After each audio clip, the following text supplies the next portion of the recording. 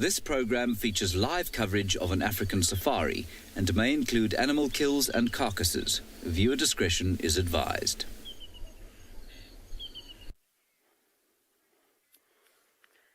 It's the sunset safari, the clouds are on their way, the elephants have just had a drink. What else will we see on this live African safari?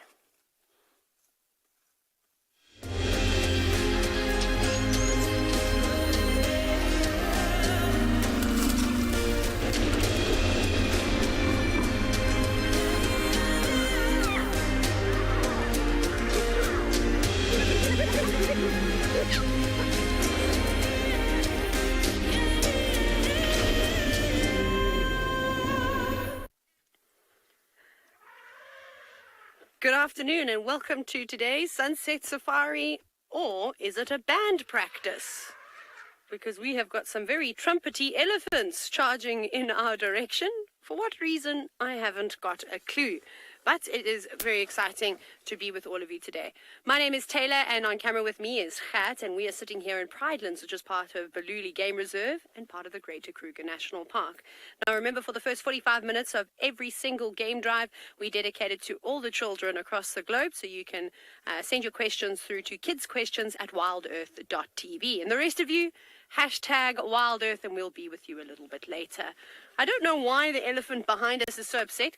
We'll have a quick look. The Ellie's are just moving in the opposite direction, so we will try and follow them. But there is one that is, it's a young bull. Sorry, Khat, it's coming up behind you. I don't think you're going to be able to twist like that. It might be a bit difficult. I'm just watching this elephant, sorry. He's coming up behind us now, and he's very grumpy. And it wasn't us. We've been here with the breeding herd. Well, we'll carry on and follow him. What I don't want him to do is think that I'm running away from him and he starts charging me. He's a little elephant though, so I'm not too terrified. Everyone else is very relaxed. We're just going to go around the corner and then we can see the elephants nicely. But it's been a lovely, lovely day.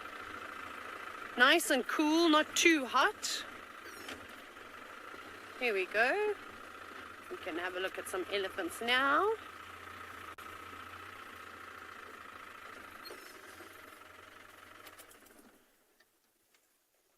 Just feeding in the trees. Let me shuffle around and have a look as well. So there they are. Two elephants with their heads deep into a knobthorn tree, a small one that they're feeding on. I think we've all worked out now that elephants and giraffe don't mind eating on the prickly plants. They're quite happy to do that. And I learned today how sharp a knobthorn's thorns actually are, because myself and a bunch of students from eco training went and did some rehabilitation to some areas that we'd been doing some off-roading. It's a very angry elephant. It is now thrashing all the bushes around.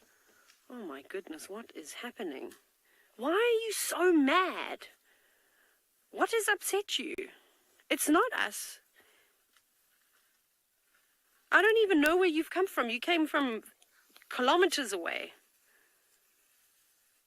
Not happy. You can even see it's very sassy. It's not Saturday yet. It's not sassy Saturday elephant. Cool it.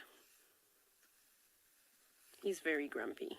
Anyways, so we did some rehabilitation. We were brush packing some areas, and we typically use trees with thorns and spines on them, and there was a few knob thorns that the elephants had pushed over. So we thought we would just recycle that wood, and we chopped it up and then we laid it out onto the sort of areas that we impacted to fix it again. So that's one of the things we have to do, which was a lot of fun. I think the students learned a lot, and how we need to be very careful about our off-roading and not do too much of it.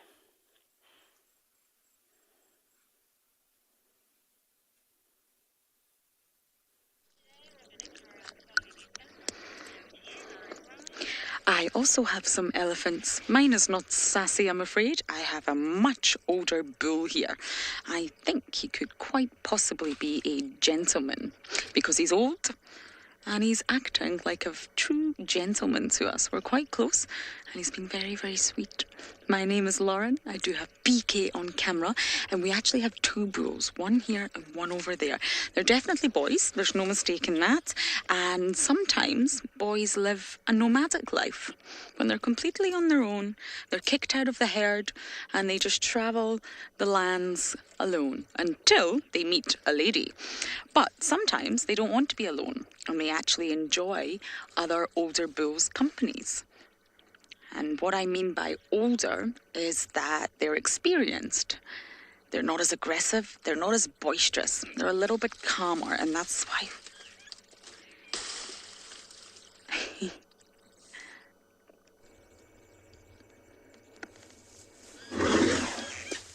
I see you, boy.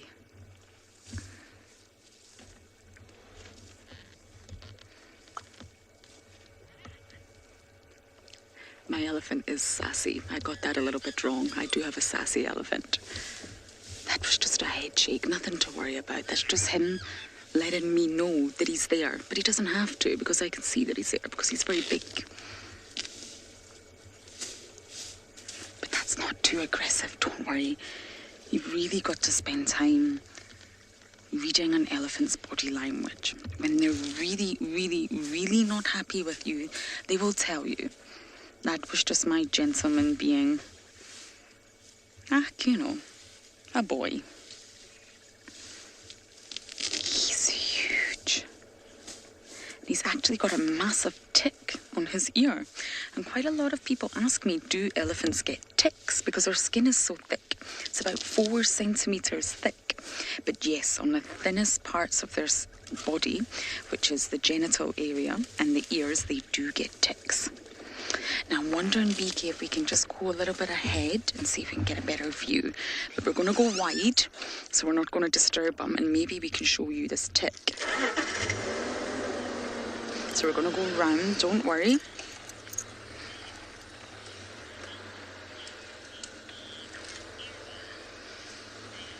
Mrs. Vale, you are asking, how many elephants do we normally see in the area? Okay, this might be the best view we get. And there's a tick, BK. Do you see it? I think it's a tick. Let's just take a look, and I'm going to answer your question, Mrs. Vale. It keeps on moving. I think it's a... Yes, it is.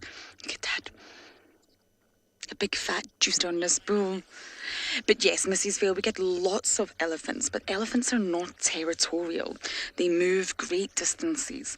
And although the entire Sabi Sands, the area we're in right now, is fenced, each game reserve is not. So we are currently in Djuma Game Reserve, but the elephants can walk great distances. They're not limited to one area. They're not territorial. They don't have any territorial sort of behaviours or markings, not like leopards and lions. So they move. And of course, gentlemen like these boys will seek females. They'll eat, they'll seek water, and of course they will look for ladies that are in estrus. It's very, very important for them, especially when they're in must. When they're in must, their behaviour changes a little bit, and, well, they seek the ladies. So it really depends. Sometimes during summer, BK and I were actually working together then, there was elephants everywhere. It almost felt like there was too many elephants. It felt like the carrying capacity for the ecosystem was exceeded. Because of course they are destructive, not intentionally, but they come and go. So sometimes we see lots of elephants in large herds, and sometimes we don't. But they're not territorial. Herds are led by the matriarch. She will lead the herds of females and young males from safety to safety, from food source to food source, from water point to water point. But the bulls, they have to find their own way. Young bulls can be very, very naughty. Look at the starling here, BK. The starling is after something, I think. Yes, the starlings are gorgeous birds. Following the elephant, hoping for some food, I think. think it's the Birchos starling.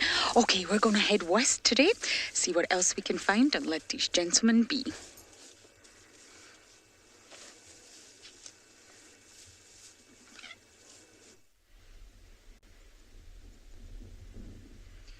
Hello everybody and welcome to andBeyond Phinda Private Game Reserve. My name is JARRYD and we've got Marcel behind the camera this afternoon, and we've come into the far southwest of the reserve where we have the rolling hills, where quite a few people have commented that it looks a little bit like Kenya and the Masai Mara, and I can completely see how it could. And we have our own little migration here, so they obviously have a massive migration that moves between Kenya and Tanzania. But for Phinda Private Game Reserve, 30 to 40 zebra is a bit of a migration for us. Earlier, when we were sitting with this herd, there was about 50 of them around us, and one or two of the groups has moved off now. And although this is quite a large group of zebra, I do suspect it's maybe 2 or 3 groups together. Maybe one harem with a male, potentially another harem with a male, and maybe even a bachelor herd. And the reason why this herd has come together is that there's some water not too far to our right, maybe only about 200-300 meters away, and you can see there's some very good grazing in this area. And just behind the zebra we have a female giraffe. It's not very common to see female giraffe by themselves, so I do wonder if this female doesn't have a baby nearby. Often you'll find that the females will leave their youngsters in the long grass, head off to the water, and then make their way back, and then maybe she's just started browsing on the way back to where her foal is. We did see a tiny foal in this area a couple of days ago, so maybe this is the mother to that.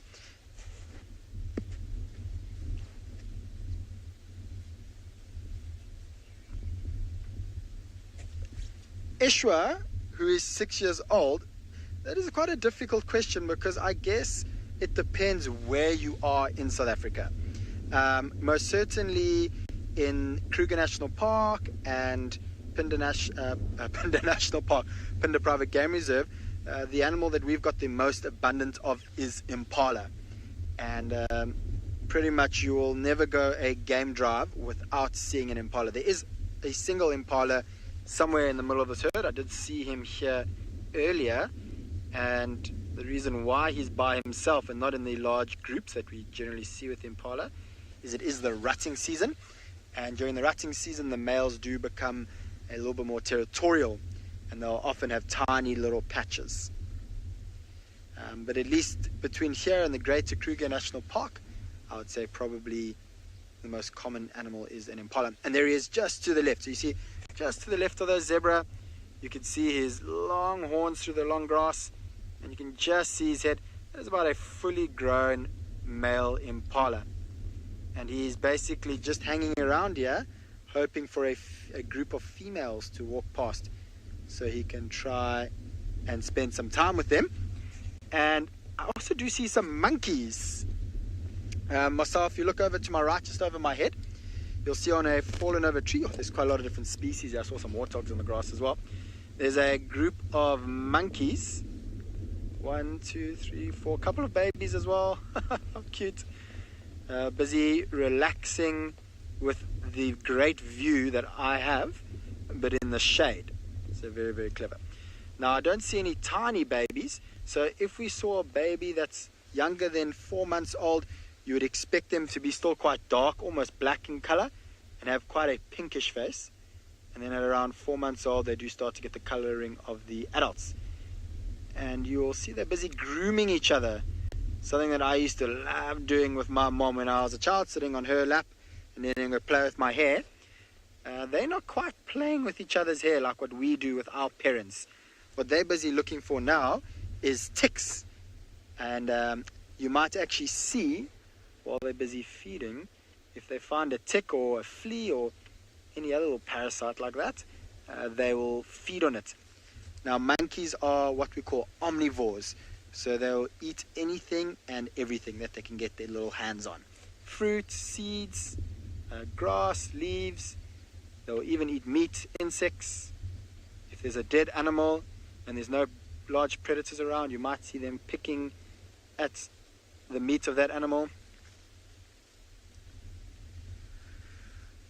All right, so one of the reasons why I came to where we are now is, as you can see, it's nice and open. And so we're going to do some more scanning. The idea is that we're going to be heading further south from where we are now into those large open areas over there. And that's where the last place that I managed to find, or we managed to see, one of the prides of lions. So we're going to head that way and see if we can find them.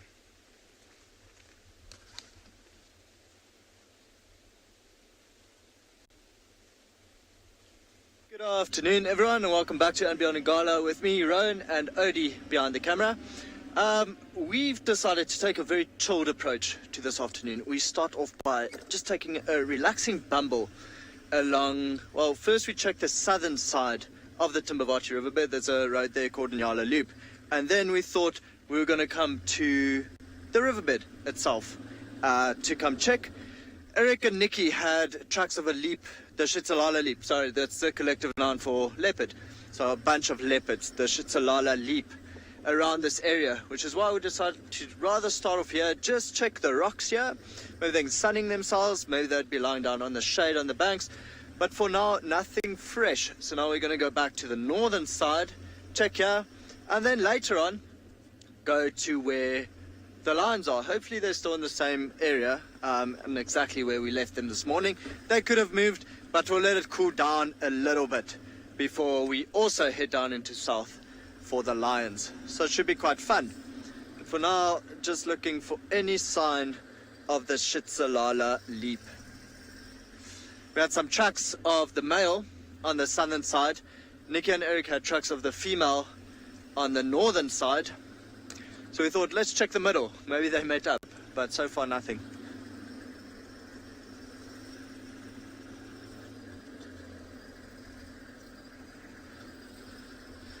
Lots and lots of elephant tracks in the river. Woo! Alice has asked, how many animals do we usually see on safari? How many can we expect?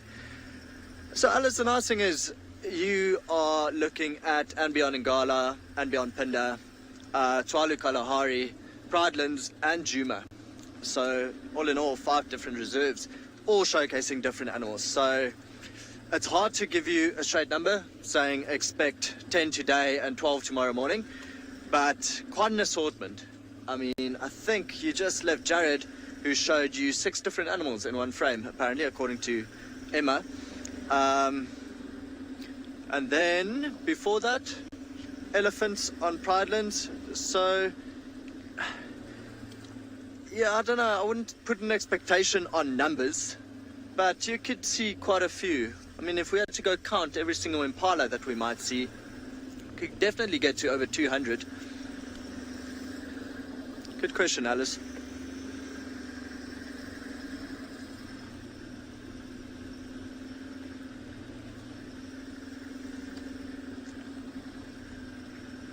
Saying there's a lot of elephant tracks in the river, and this is quite normal for this time of year, because basically, oh, what's that? Leopard or Odie or hyena?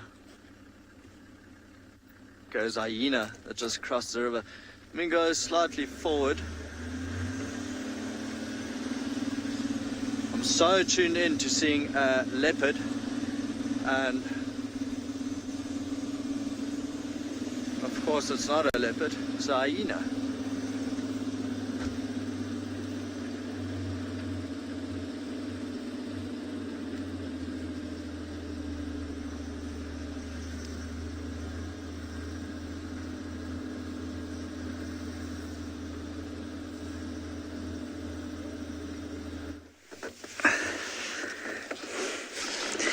Good afternoon and welcome to this part of the Sunset Safari, where we are hoping to find some leopards this afternoon as well. My name is James Henry. David is on camera, and I hope that you like my very fine socks. They have got elephants on them. I think they are very fine indeed. Now, we came down this way this morning, following Tundi the leopardess, and now there's a very angry set of francolins up ahead. Let's just quickly drive there. We heard one set of angry francolins there, and maybe Tundi's in here. Tandi is a leopardess that we see very often. We're hoping to see her baby sometime soon as well. But he's on a reserve next door. So there are birds shouting in here because something has threatened them. Something's given them a big fright. Could it be Tandi the leopard? Might be a bird of prey. Might be a snake. Oh.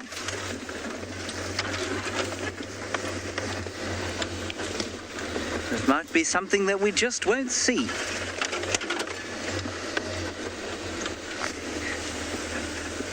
The birds have calmed down already.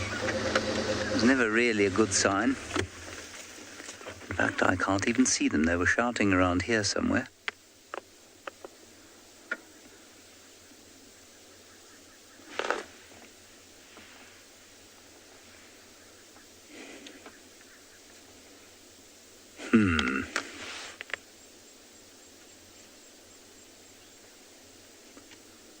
And many of you are now commenting on my beautiful bush attire. Thank you. Yes, there are no rules for how you should look in the bush, as long as you don't try and be too bright and gaudy. There's no need for you to wear a khaki safari suit.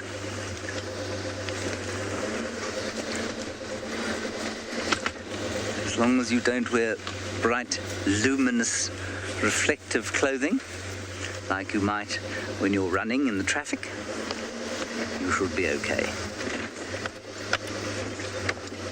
Right, we're going to go back onto the road and then we'll head back down to where we heard the original noises of the birds alarming. Like I say, this is where she was last seen sometime this morning. Dylan, how do leopards grow so fast? I'm not sure that I know how to answer that question. You're not wrong. They do grow fast. They grow fast like a puppy does. Oh, how do they go so fast? Oh, well, they just run. They're very fast. They can run at about, well, over a short distance, probably almost 80 kilometers an hour. So that's pretty quick. But you know, also, it sometimes seems as if something's going fast, but it's just moving consistently, and that's what Tandi was doing. A little scrub hare went under there. Is it still there, David? No. Is it gone?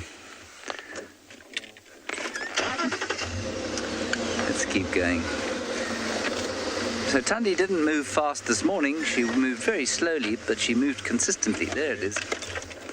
Not the leopard, the scrub hare.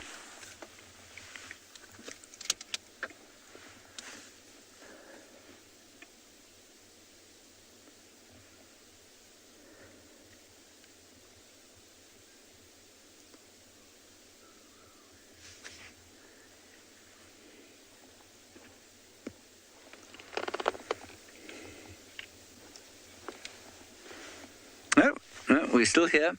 We've still got this beautiful scrub hare, and it thinks we can't see it, you see. And that's why it's frozen stiff, not moving at all, hoping to remain invisible. Beautifully camouflaged, and normally a nocturnal animal. But we flushed it out of its form, and that's why it came out onto the road. A form is what a scrub hare lives in, and it's just a little sort of bed of grass, basically, under a bush. Yes, Olivia, and a leopard has what we call a Catholic diet. Now, this does not mean that the leopard goes to Mass every Sunday. This means that the leopard has a very wide range of foods that it likes to eat.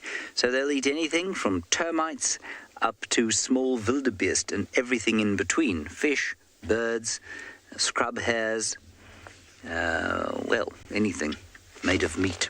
And they also eat other predators quite a lot. They eat jackals, certainly in the Kalahari. And I'm sure Dylan will tell you about this a little bit later, but the leopards there will happily eat jackals, and they eat lots of different kinds of predators.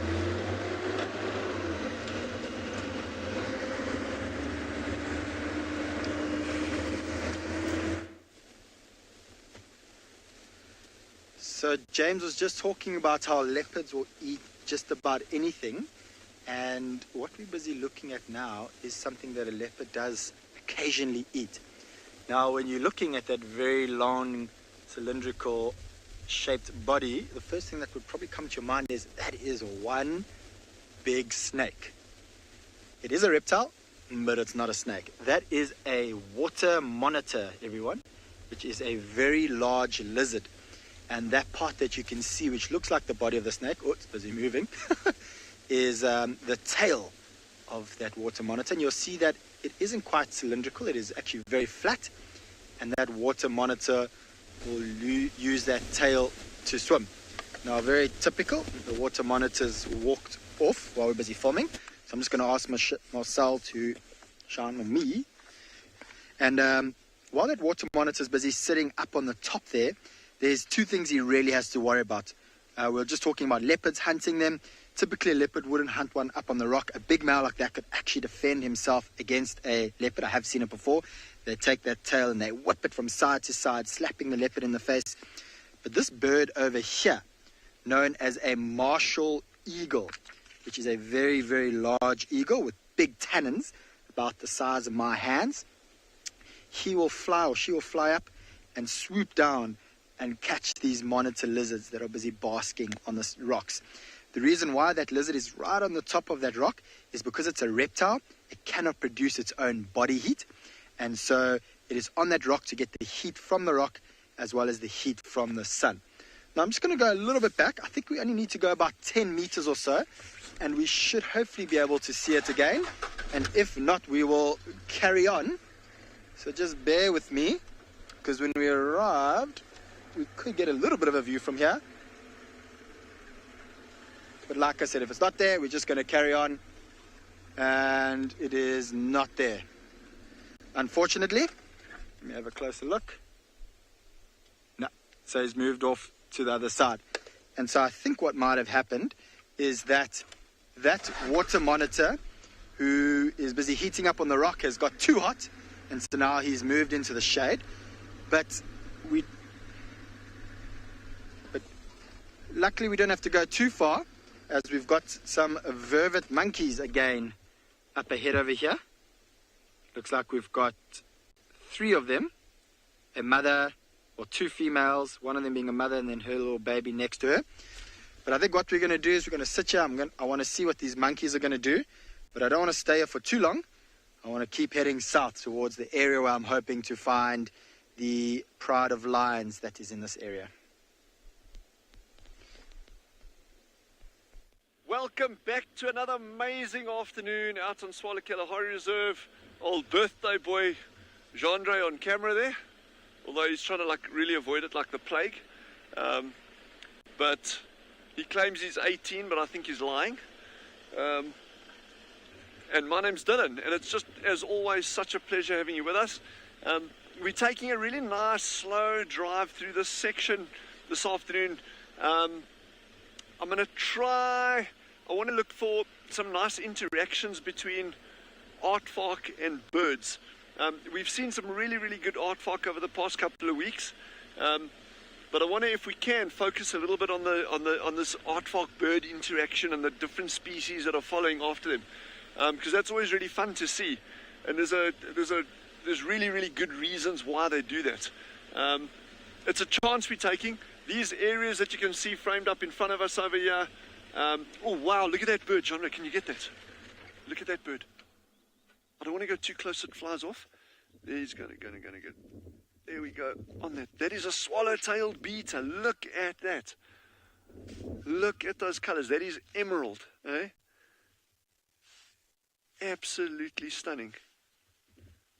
So this is one of only 2 bee eaters that we've recorded on Tswalu. This one actually is a resident, so he's here year-round.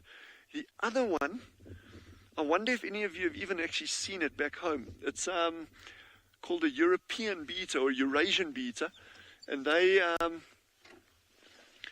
migrate all the way down. Yeah, they're normally arriving in about October, mid-October, and then they're leaving again, I think, at about end of Feb, March, middle of March. that's when they start leaving from here.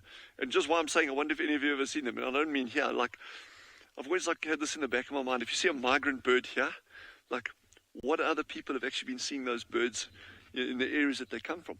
And if you think there's a tiny little songbird, it's like that, and it flies right across from Europe all the way down across Africa, and it's the same birds that return to the same area year on year on year. And that is pretty remarkable stuff. And if you think of the gauntlet that they got to run to get down here, I mean, and there's obviously the challenges of, not to put a damper on it, but environmental degradation on a lot of these places en route. So they've got a lot to compete with.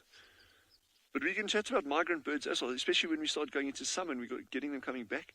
That'll be quite interesting because there's some interesting differences between your larger birds like your storks that fly over, your white storks, a lot of your raptors that migrate compared to these smaller songbirds, obviously in terms of altitudes, but also in terms of the routes that they take to get to and back from Africa. But so these big open grasslands, before that bird distracted me there, which is not too difficult. These are the kind of areas we're going to be just going slowly, very slowly through this afternoon, and hopefully we'll get something. But what scenery? Look at that.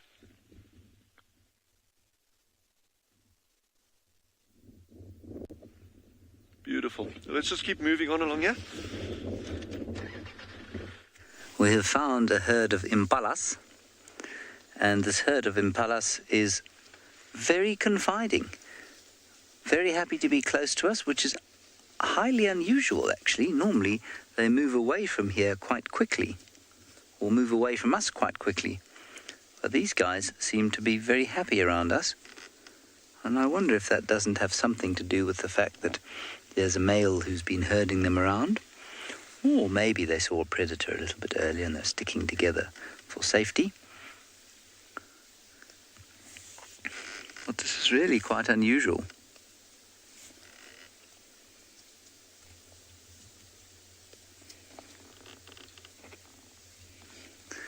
They have a perpetual look of surprise on their faces, I always find.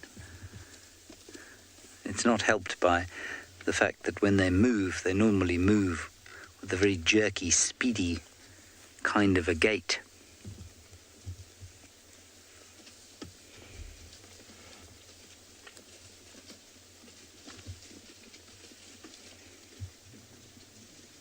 Now they're starting to run.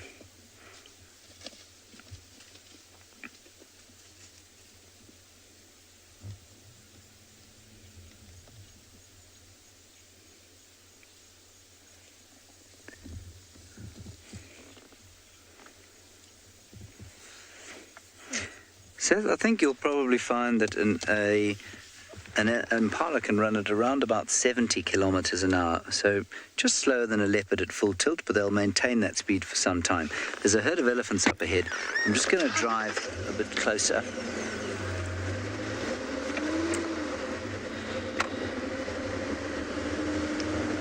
You may have heard David going, "Ooh." He was very excited when he saw the elephants.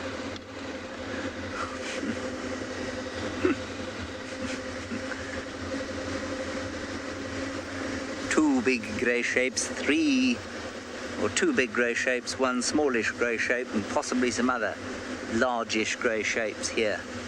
Yes, 4 at least. Very exciting.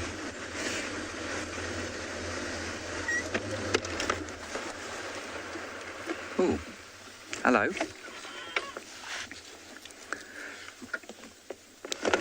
Rex, we've just bumped into a herd of elephants just south of the pump house on Weaver's Nest. That's just me talking on the game drive, everybody.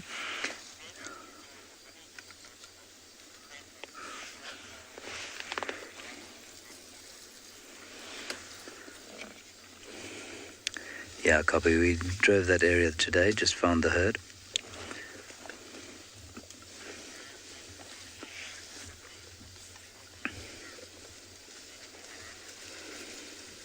Look at this one here, David. It's quite close to us. A big cow. And Just for those of you who don't know, we're not alone on the reserve, and so there is a radio that allows us to communicate with the other game drives. So sometimes you'll hear us saying things that don't make any sense, and that's why.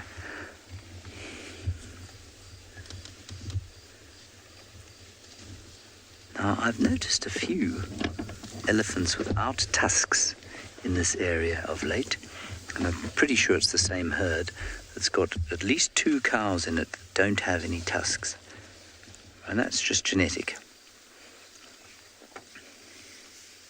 It's not like she's lost them, she just never had any. It's a bit like being born without 2 front teeth.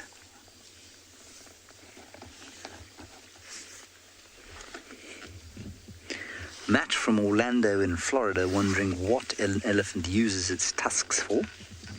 Maybe this elephant here will show us. They use their tusks, Matt, for digging, for defending themselves sometimes, for scraping the bark off trees, for playing, that sort of thing. But an elephant without tusks survives just as well as an elephant with tusks. So it doesn't really affect them. The big bulls use them for display as well. That's not a particularly impressive set of tusks that she's got, so I'm not sure how effective they'd be for display, but I don't think the cows use them for display. They're much more like tools. I'm gonna wait here and see what she does. She's got quite squaff tusks. She didn't have a good orthodontist when she was a youngster. I also think she's pregnant. If you look at her, she's got a very fat belly. Oh, I think her baby's kicking inside her. It is definitely kicking inside her. I'm just going to keep nice and quiet now. Did you see that, Dave? No, I didn't.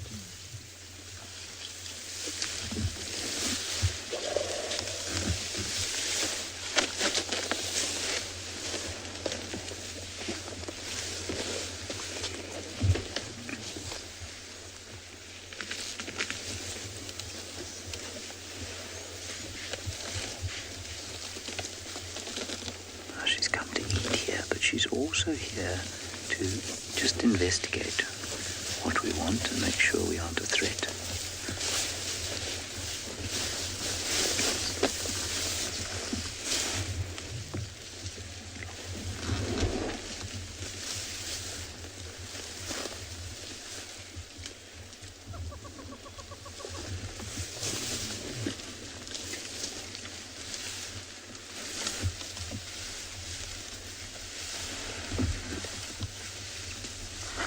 Many of you saw the movement in the stomach there.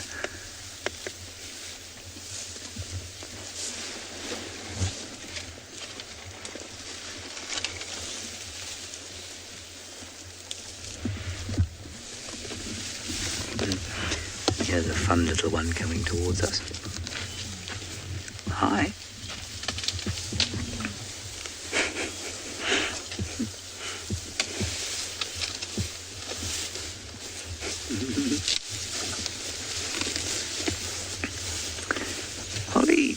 Wild elephants are friendly enough if they don't feel threatened.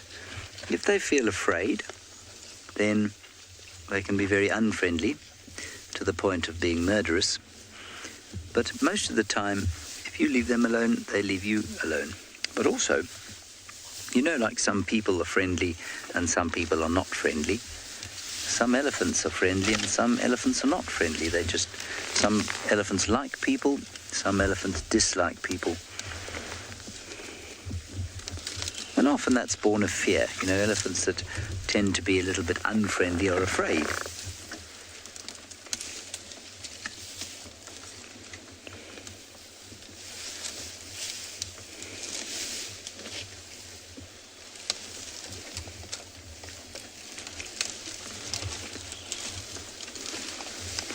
Showing us her bottom. Let me just shift slightly forward. There's another one on the right-hand side here. Probably give us a slightly better view. Now, also what I have come to term the butt shot.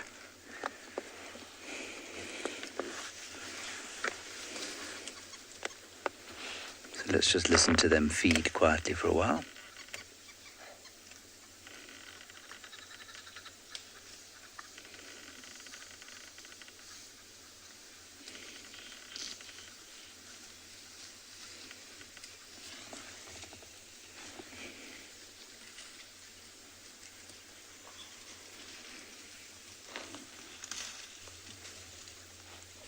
And well, you can tell she's pregnant from the swelling she has, not that one, but the one we saw earlier. From the swelling she has kind of just above the bush line there, where that bush is, you'd see a swelling on the elephant. And I can't tell how long she's been pregnant. I suspect that if the baby's moving around as much as that one was, chances are she's, I don't know, maybe 2 or 3 months from giving birth. It might be even closer than that. But I don't know. A wildlife vet might be able to tell you, but I think it'd probably be very difficult.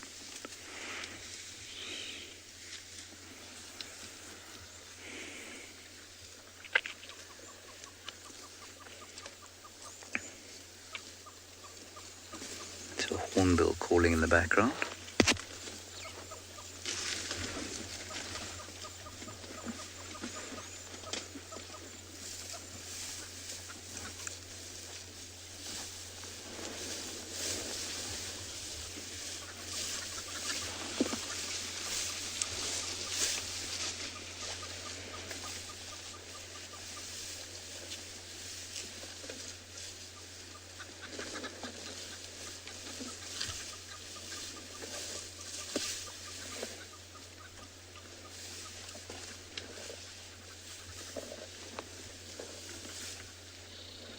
Now, this one in front of us is feeling around on an extremely thorny bush called a black monkey thorn.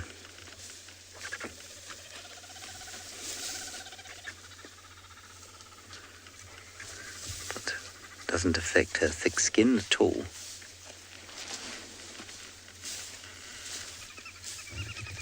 That was nice. Wait, hang on, here comes another little one.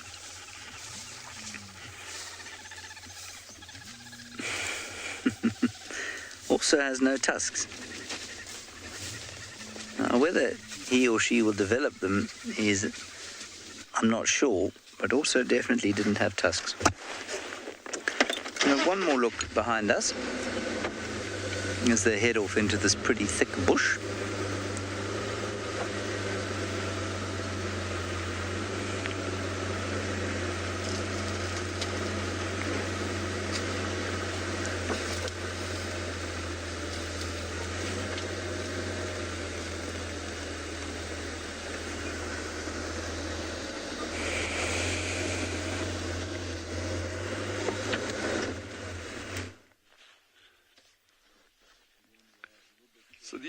So these gemspak are just on that dune crest in the distance over there. But what's really interesting for me about this is that one thing to bear in mind in that any ecosystem, doesn't matter whether it's a desert or a semi-arid savanna like we are, or a forest or a river system, marine, freshwater, whatever it is, that ecosystem is not utilized evenly throughout by the same species. Now that might sound dead obvious, but it has huge repercussions for the system. And if you look at areas, that Yellowstone National Park, or Yellowstone, and the introduction of the wolves and the degradation of the environment of the drainage lines prior to the introduction of the wolves, and that how that was that what they call a trophic cascade. Okay, we're just going to move over to a brilliant sighting somewhere else. We'll be right back.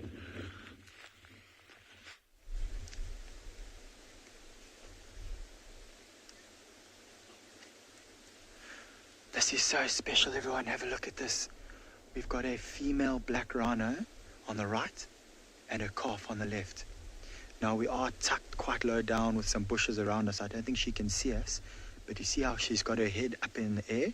The wind is blowing from me to her, and that's why her head's up. She can smell us. She can probably hear me now. You can see her ears facing in our direction, and she's trying to see exactly what we are. This is so incredible to be able to find a female rhino with a calf. Oh, there they go, then they run off.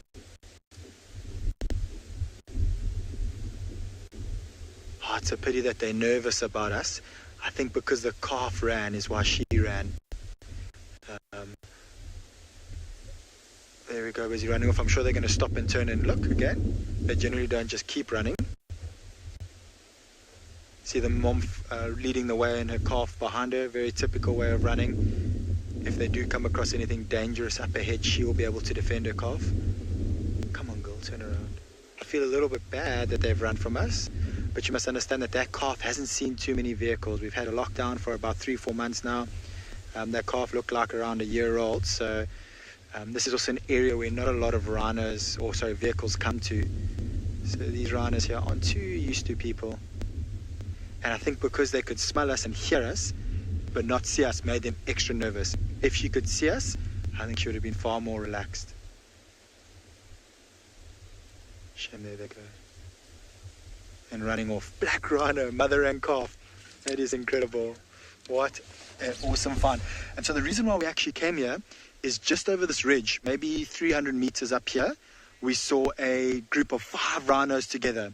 And so we were coming around to see those 5 rhinos, and it is just by complete fluke we managed to find this female black rhino and her calf. So I think I want to head that way and see if we can find that crash of rhinos. I don't think they were too far away from the road. Oh, what a find.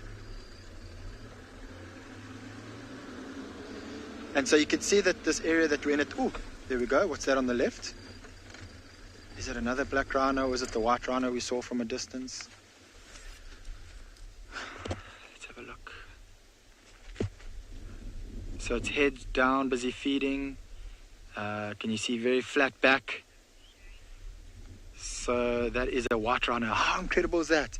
Within the same view of where we were sitting, we had black and white rhino. And so from a distance I could count 5. At the moment I can only count 2. Maybe the others are busy lying down. Or maybe this is even a different group of white rhinos. Oh, spectacular. So head's busy down, busy feeding at the moment. I can see that there's one behind her. Oh, it's another baby. Oh my. White rhino with the calf, black rhino with the calf. This calf looks much younger than the black rhino calf. So I estimated that black rhino calf to probably be around a year old. This white rhino calf, that's tough to tell because the grass is so long, but maybe only a couple of months. So I don't think that these are the 5 that we saw. I think they're a little bit further up ahead, which means in this area where we're parking right now, 9 different rhino. 2 different species.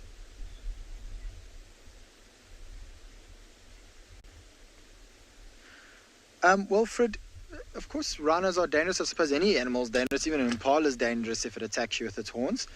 But black rhinos are known to be more dangerous than white rhinos. But you can see for most parts when they feel maybe a little bit edgy or threatened that they run away. But you most certainly don't want to encounter a rhino on foot where you surprise them and you're very close, because then they probably will defend themselves by attacking, but for most parts they will just run away. So I think we've lost her. Marcel says you can still see the baby.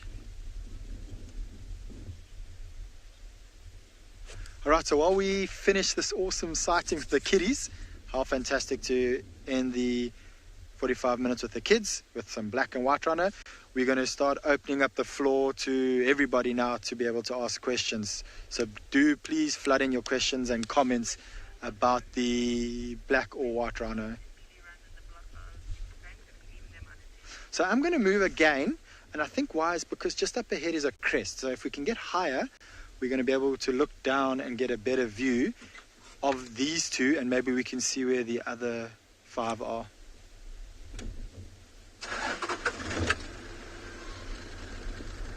And so the reason why we've got 2 different species of rhino in this area, you'll notice that although there's quite a lot of grass, there's lots of trees and shrubs throughout here.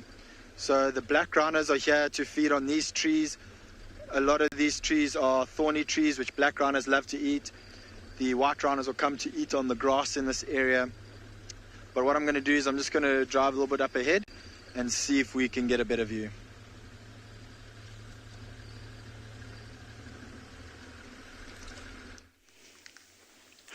Black rhino, what a pleasure, what a pleasure. Here we have got more of the elephant herd. We were trying to leave them, but there were just so many of them. And this one, unfortunately, mangled a tree just behind her and has now come out onto these clearings and is eating bits of sort of herb. It looks like a purple panweed that she's going for. I'm not sure that's what it is, but it's an aromatic herb that she's eating.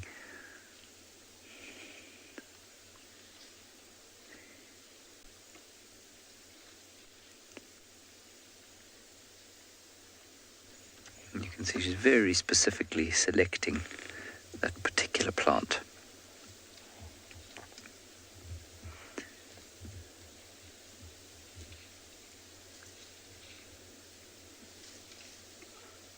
I said yesterday while we were watching the bull elephant that normally, in fact almost exclusively, if you have an interaction with an elephant, in other words, if an elephant comes up close to the vehicle and comes to investigate you, it's almost always a bull. And I'm looking for, I suppose, evidence that that isn't necessarily true. Now let's see what this cow does. Because she's about the same age as a bull would be if he was going to come and kind of have a little interaction with you. I think she's already pregnant or has at least had a baby.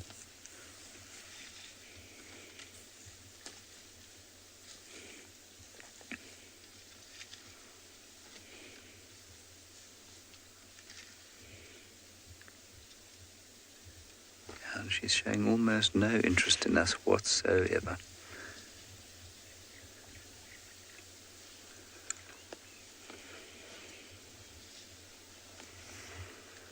Although in some parts of its skin is about 2 inches. If it, in the really kind of thick calloused parts. Otherwise about 1 inch. So 2.45 centimeters odd.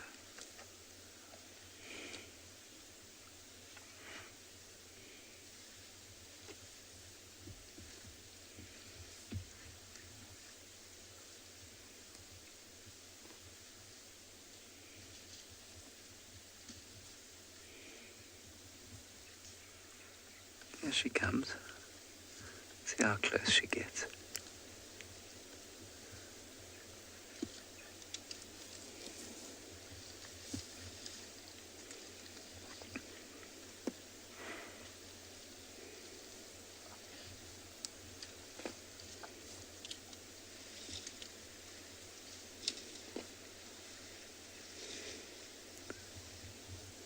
She's really enjoying these herbs.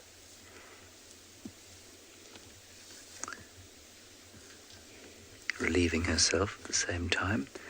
The gentle plopping sound of her dung hitting the ground.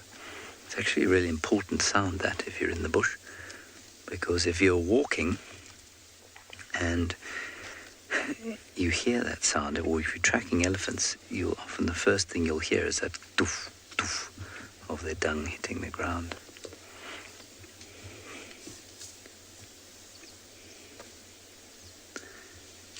Now, I don't know how many of you are interested in food, or, I don't know, the newfangled foods and things, but the other day I got married, not too long ago, and when the menu arrived for our wedding, it told us that there were microgreens on offer. Now, I know what on earth a microgreen was.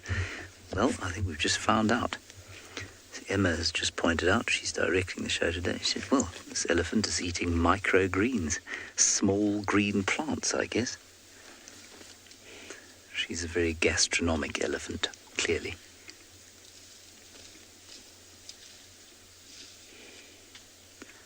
Just quite interested to see how close she'll come.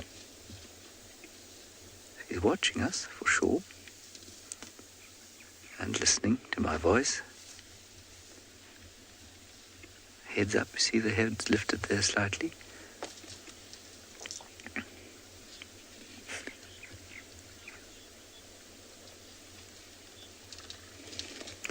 Djuma, I really don't know how to quantify that answer, but there's no question that a pregnant elephant would need more nutrition than a non-pregnant one, and the more pregnant she is, the more nutrition she would need. So I'm sure that a pregnant elephant must eat more than a non-pregnant elephant, but I couldn't tell you how much. She's talking to the one behind her now. Both of them have lifted their heads and turned towards each other.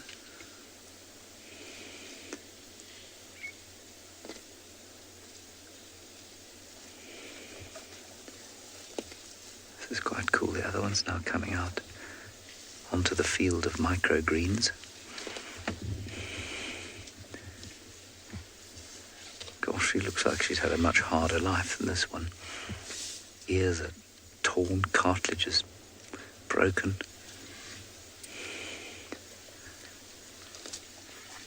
And she's, I would say, definitely pregnant as well. She's got that big, fat swelling. Let's not call her fat. She might be insulted and come running towards us, stick her tusks in the car.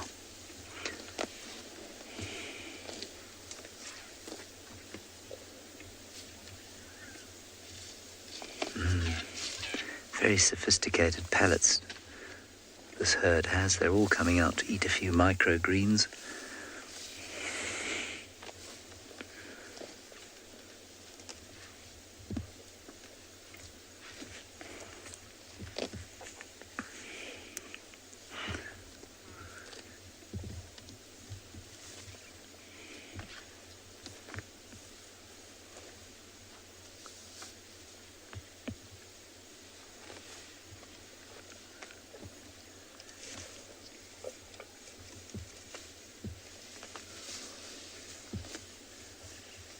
Ah, she's coming. She's closed the distance to about 2.5 meters.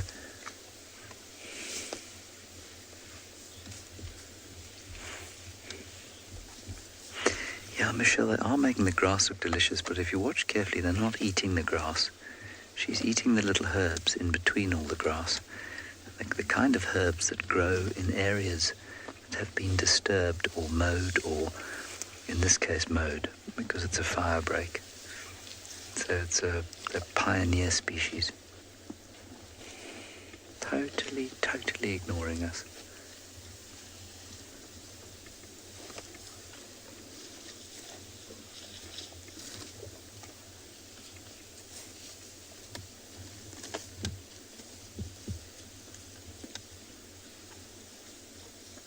Some of them are almost too small for her to pick up.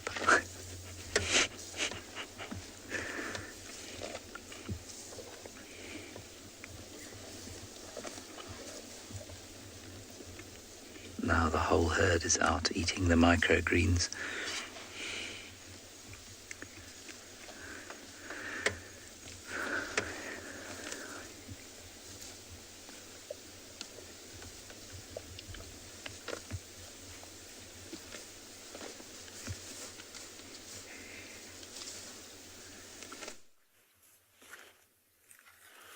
Right.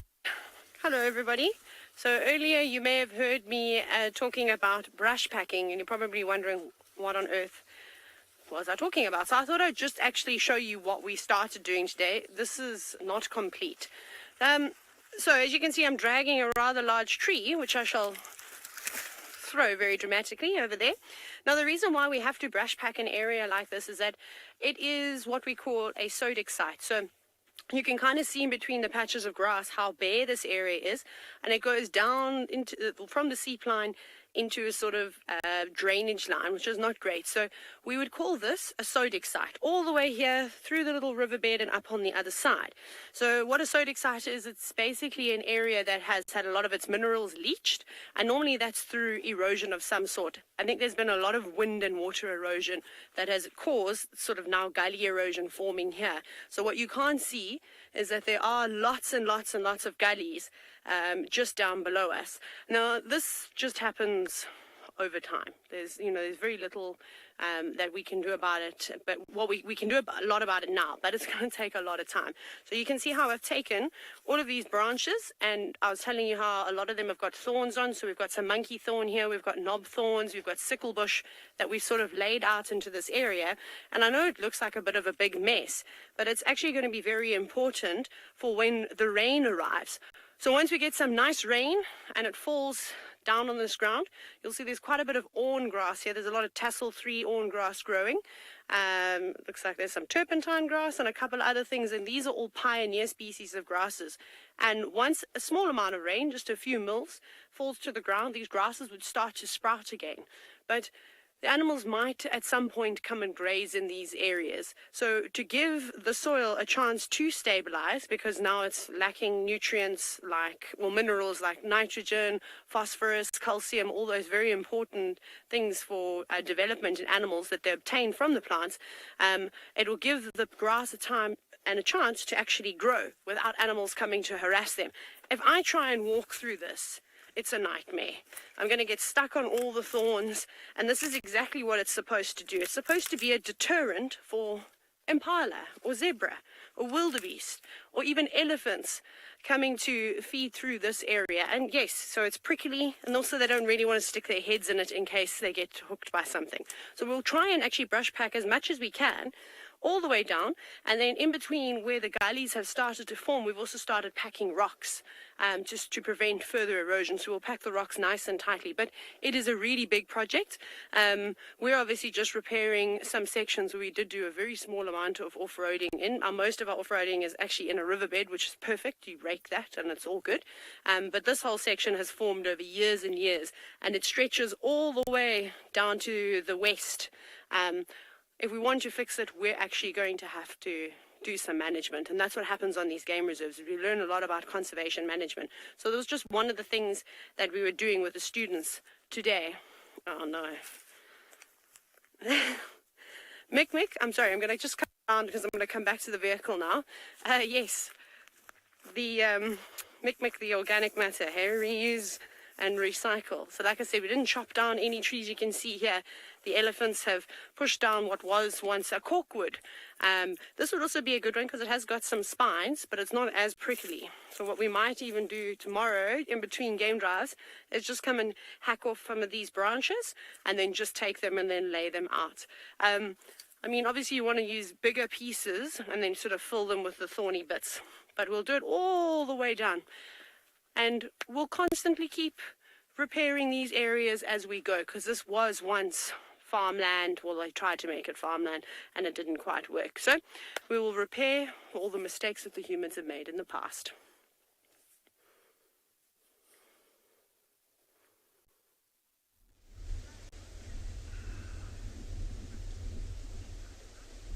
So there's been quite a lot of drama unfolding here. Now the rhino that you can see on the right is a male, and he's been trying to mate with the female on the left, or at least that's what I think he's trying to do, and she's not having any of it. Now just behind her is the calf. Probably can't see it at the moment, but the calf should stick out shortly. And maybe about 2 minutes ago they were busy boxing, and they were head to head making quite a lot of noise. And this will go on and on and on for a couple of days. Often the males will try and court the females. It's even been recorded for a couple of weeks that he'll stick close to her and try to come close, and every time he gets too close she chases him away. I think she's lying in this close now because she walked past him. It's not that he approached her. So you can see her calf is on her far side. Judging by the size of that calf, it's probably around 2 years old. So it is about the time that she would go back into estrus again.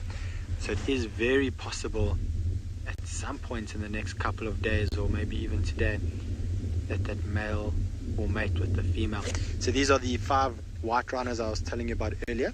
So it's the 3 together, the one male harassing the female with the calf, and maybe 100 meters to their right is the female with the smaller calf that we managed to see earlier. Now that calf is quite small, it's just higher than the grass, but judging by the size of the calf compared to the mother, it's probably about 6 months. So Dylan, the white rhino is much bigger than the black rhino. Well, if you go weight wise, so shoulder height is actually not that much of a difference. Yes, the white rhino's shoulder height is a little bit higher than the black rhino, but the white rhino is much heavier than a black rhino. A female black rhino like the one that we saw earlier was probably around 1 ton, where these females here would be probably around 1.5 tons, if not a little bit more than that. And then a big white rhino bull, big white rhino male, Dylan, will get to about 2, even recorded up to about 2.5 tons, but that's a massive rhino bull. So let's go back over to the 3 on the left. You'll see the male probably won't let the female get too far out of his sight. You'll see he's got his ears busy pointing straight towards her so he can listen to her and kind of figure out how far she is from him.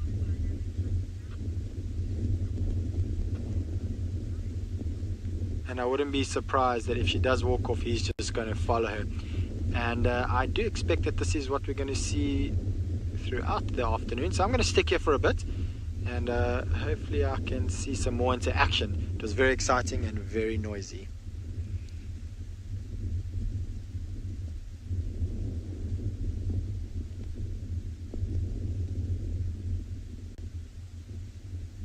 It's not all about the big things. We have one of the smallest, at least in terms of carnivores. It is, of course, dwarf mongoose.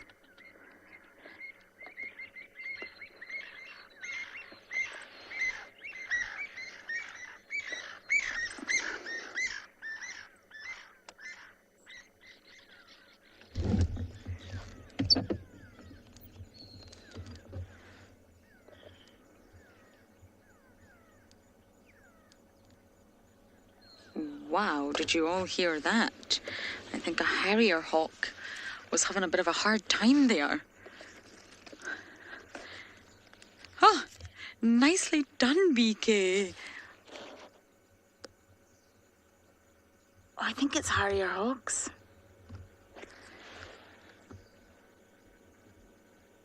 Oh, possibly not. I really cannot see from this angle. They're actually very, very far away.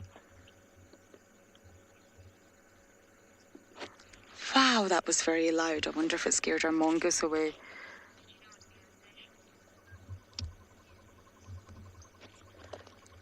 There was some sort of mid-air chase happening there.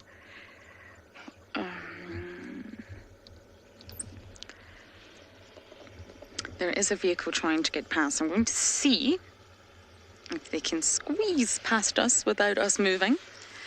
But if not, we may have to pull aside.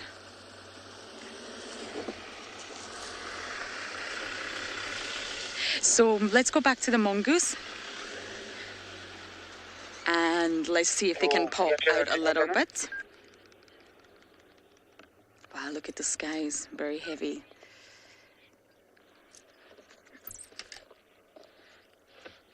There we go. Little mongoose got a little bit scared by those noises, but I think they're starting to come back out again.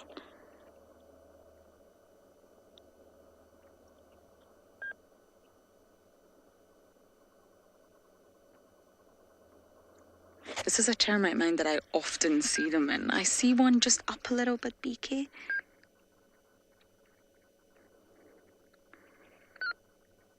Keeps popping his head out. They reacted immediately to those aerial sounds because they're the perfect prey for birds of prey.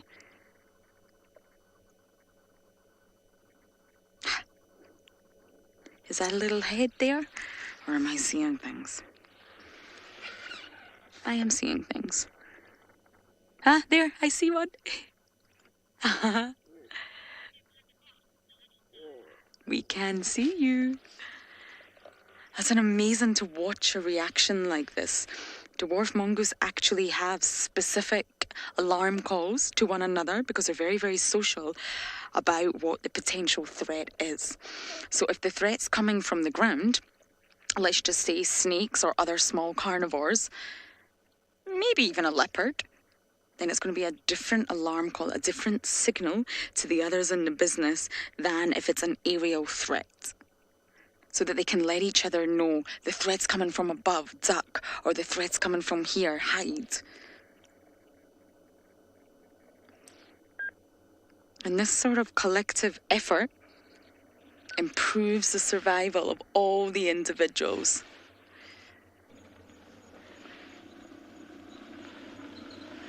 There's another car. I'm just going to tell them to get past. There we go, we can see. It's like whack-a-mole. Remember that game? Penelope, yes, it's a very nice termite mound. Very old. They estimate, of course it depends on numbers and environmental conditions, but they estimate that a termite mound to reach the size of an American football takes about 7 years. So this mound will be very, very old. And there's termite mounds in South America, in the Amazon, that can actually be seen from space. That's how large they are. They're such impressive structures, termite mounds. And of course, they're perfect for mongoose. All these little holes and nooks and crannies make the perfect sort of spot, shape and size for little dwarf mongoose. And believe it or not, before I forget to tell you all, on my first drive back, I had the luckiest drive I have had to date. We had dogs, Shadulu the leopard, and we had hyena cubs, but unfortunately too many tech problems that we couldn't go live, but we actually found a slender mongoose den. So that was very exciting. So I think I am in the way of lots of vehicles here, so I'm going to pull over and head into Chitwa.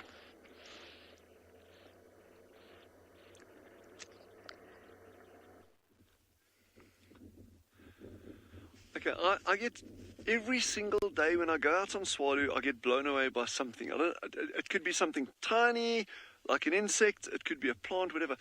And here we come out this afternoon. I go, we're really trying to find an aardvark just because they are the coolest animals on the planet, and I really enjoy watching them. So, coming out, we come across this herd of eland. Now, we've actually been seeing it from a distance, probably 1.5 kilometers away already.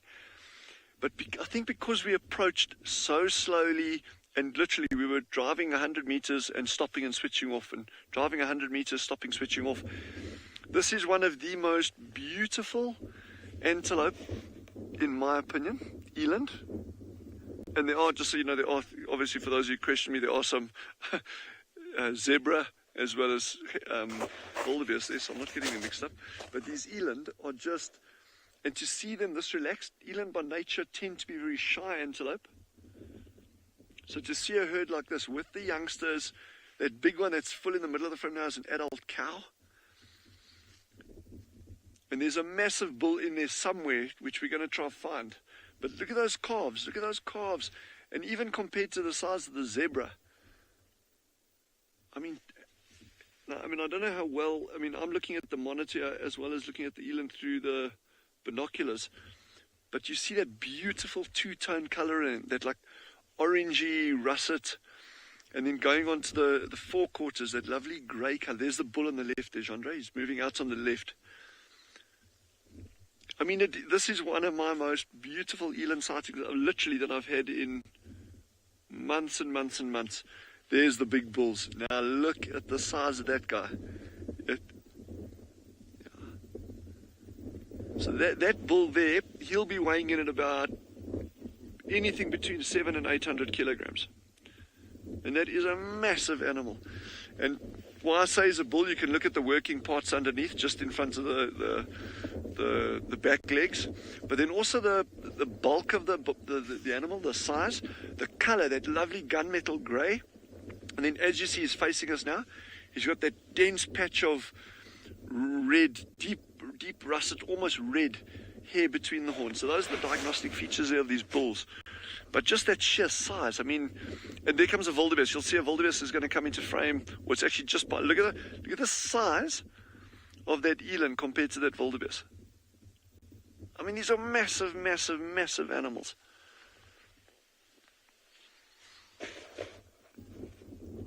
These are, I mean, and just the setting is just, that's why I say, you know, come out, it can take your breath away every single day if you look for it, eh? And even if it's the things that you're not actually searching for, like the last thing I had in my mind was bumping into a herd like this today.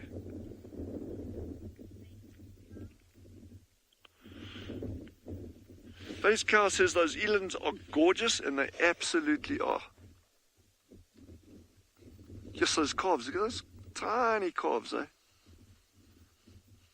Oh, I don't know if you... Okay.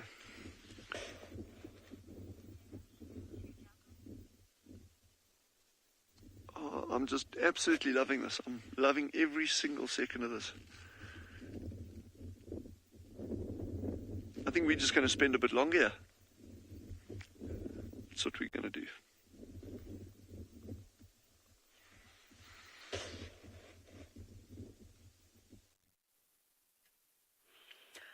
I can't even remember when I last saw eland. I think it was last year in the Mhlotsi River up in Botswana. It was beautiful to see those big herds. But we haven't got any eland. We have got a pair of black-backed jackals, although we can only see one at the moment, as the other was a little bit shy and moved away.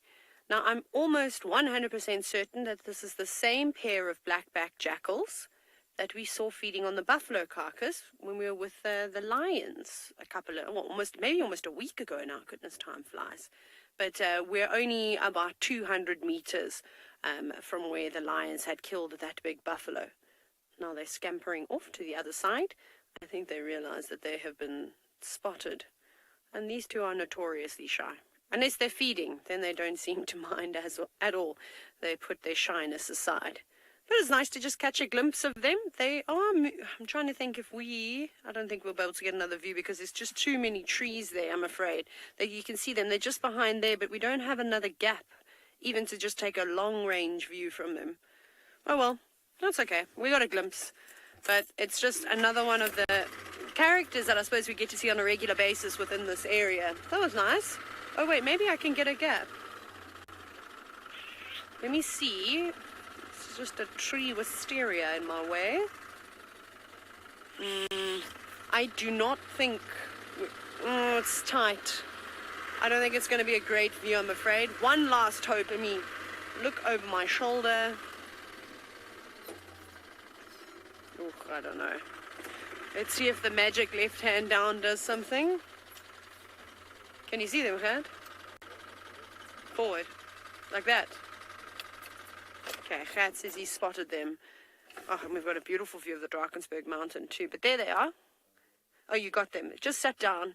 Very difficult to see. But look how camouflaged they are. You can just see them just behind the trees. And once they sit down like that, that sort of tawny color that they have in between the black that runs down from, I suppose, the back of their neck to the base of their tail, really blends in with the tawny grass. They almost just look like a rock. Julie, I'm glad you agree with me and you think that they are unbelievably camouflaged. And they have got beautiful patterns. I think out of the two common species of jackal that we see in this area, the black-backed jackal is by far my favorite. And for a long time while I was working in the southern section of the Sabi Sand, we didn't see them. We only saw side-striped jackals. And then until one day there was a hippo that was around that unfortunately died, and then a black-backed jackal arrived and everyone was shocked. They couldn't believe it because one hadn't been seen down at Sabi Sabi for years and years.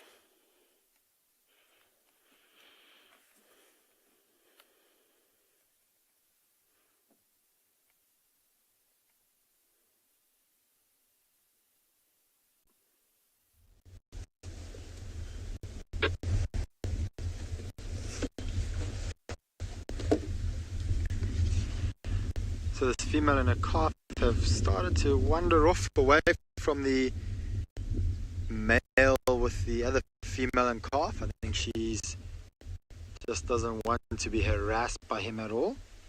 And we've now managed to get our first decent view of this calf. And so it is a little bit easier to try and age the calf. You were with me a little bit earlier. I was trying to figure out how old this calf is. And you'll notice when you look at the horns of the calf, it's got its front horn. But from this distance, I can't really see its secondary horn. So I would put this calf maybe somewhere between 3 to 6 months, maybe a little bit closer to 6 months. Generally around 6 months you should start to see that secondary horn come through. So it is a very young calf, which is very exciting, and it will be eating grass at the moment, but will also be suckling. And it is very easy for a calf of this age to be able to suckle, but as it gets older, closer to a year, the big female is going to have to roll over to her side to allow this calf to suckle.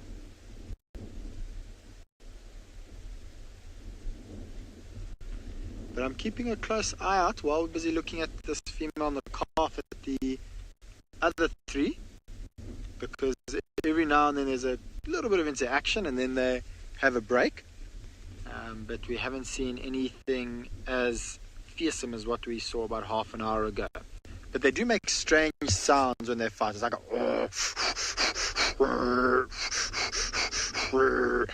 that's a fairly inaccurate sound, but you'll get the gist of the sound that they make.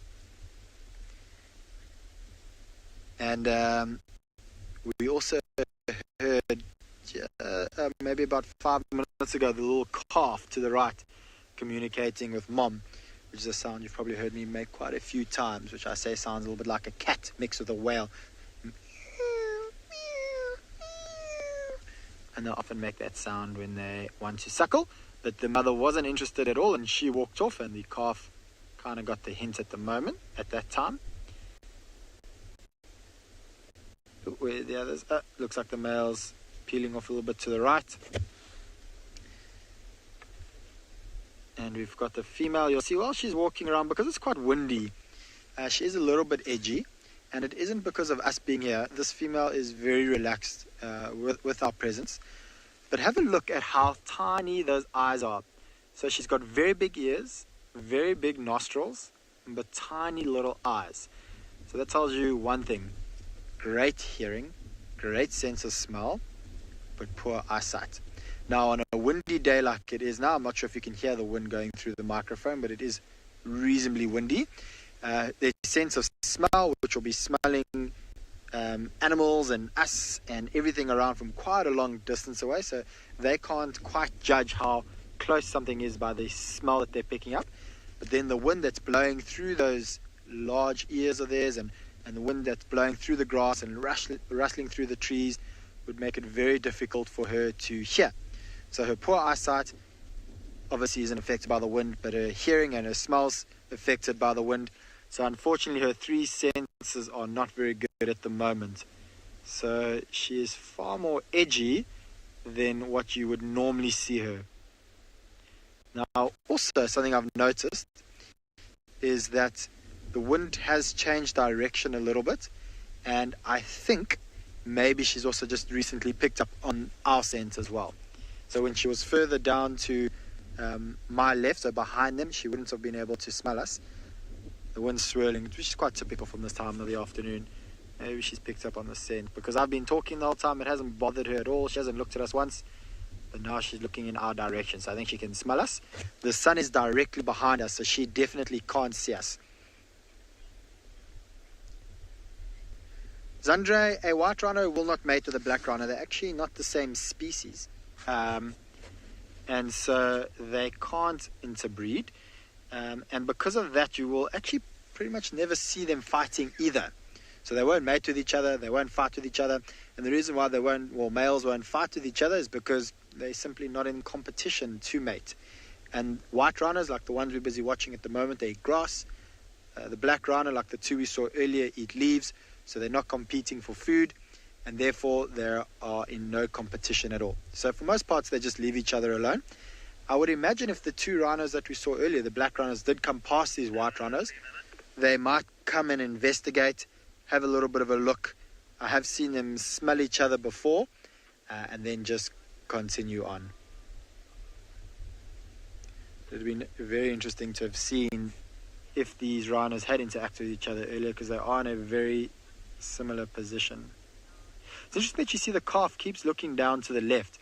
Now, that calf can probably hear those other 3 rhinos that we saw earlier, and it would be far more concerned with the strange sounds that male and female are busy making when they interact with each other. Where she knows that sound is quite far away, so she's not too fussed at all. Yeah, it's interesting. I wonder what's bothered her. I think it might be that she can smell us but not see us because the sun's behind us.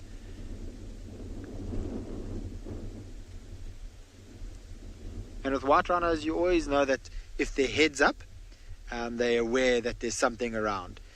Generally, you'll always see a white rhino with its head down. When they walk, their head's down.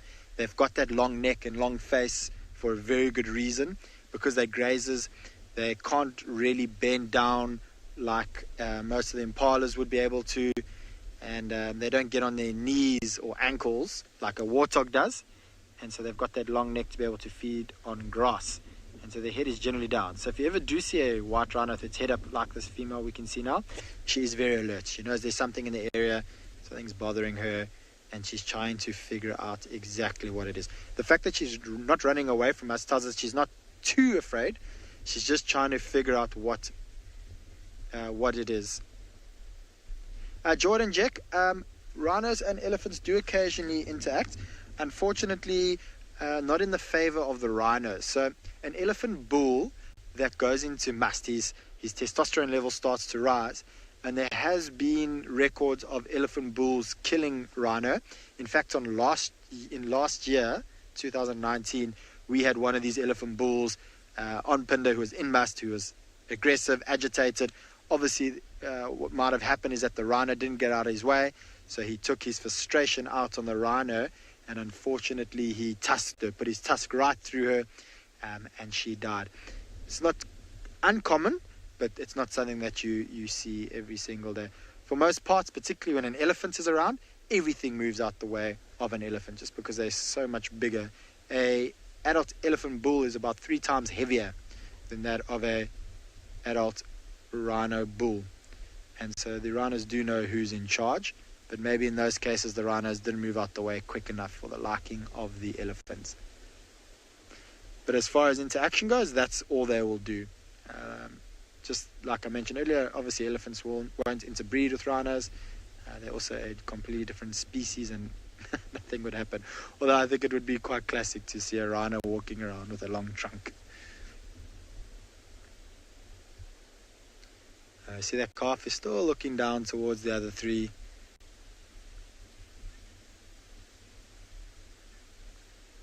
Ooh, very exciting. So I think what we're going to do is we're going to leave this group of rhinos and leave this cute little cub, and we're going to head over to Ngala. I believe ROAN has a lion cub.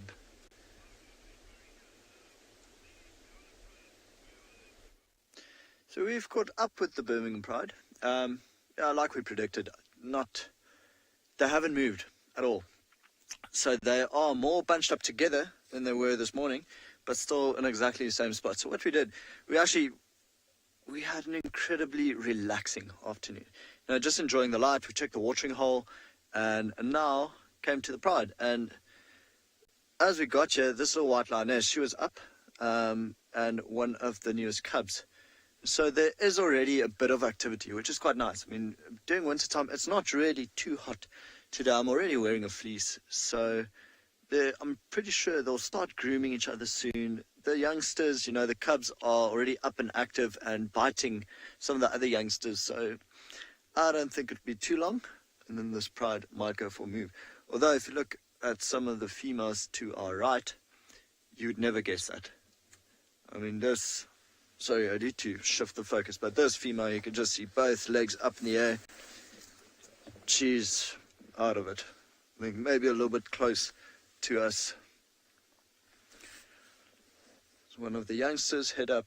I think he might be listening, or she might be listening to where the cubs are. Of course, with the cubs moving around like that so much, the youngsters might approach them to play.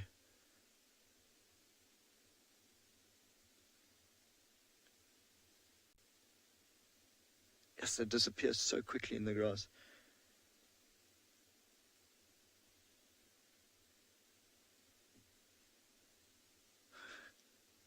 And what we did first was we went to a watering hole not too far from here, just to see, see one of the lionesses actually coming back. Probably just to come lie down close to the rest. See, she's the one with the black dot below her right eye. So she's the mother of the big white male lion and his brother. He looks a bit skinny. But like we said, beautiful light on them now, especially, and she didn't even go for the shade. She went straight into the sun. So really not too hot at all. Actually a very comfortable temperature.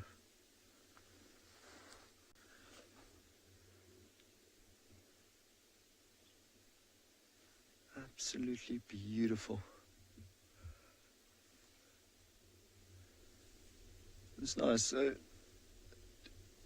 we don't know. I don't think the Birmingham young male has joined up with the pride yet. For now, as we sit here, I can't see him at all. But to be honest, I mean, it's very likely. I can't see majority of the pride. I can probably count 11 lions. And this morning there was 17. So they do blend in with the grass. We were talking about it a little bit earlier that, this morning when we were sitting with them, a lot of them would prop their head up and then listen to something in the distance to the left that we couldn't hear. And it might have been the young male, contact calling, looking for the pride. But so far, we couldn't hear it, so it must have been quite far off.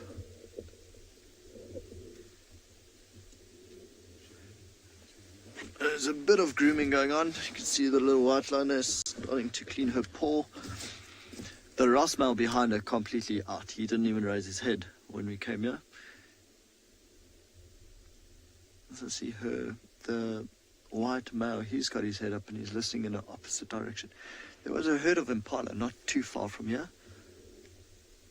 I think we saw them this morning, and I remember the impalas actually alarm calling at the lions. But I think for now the impalas probably forgot that the lions were here. Imagine dealing with that stress all day long, thinking there's a pride of lions not too far from you. You're on the prey list. I don't think any of us would like to be an impala. I don't think our hearts would be able to deal with it. That constant pressure, that constant stress about, am I going to survive tonight? Yeah, she's giving herself a good clean, trying to get to the elbow now. Can actually hear her licking.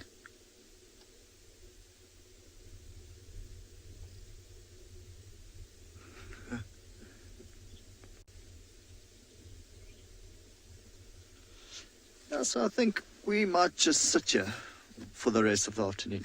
Like I said, it's a very comfortable temperature. Nice and sunny, but not too hot. And we'll watch as they wake up.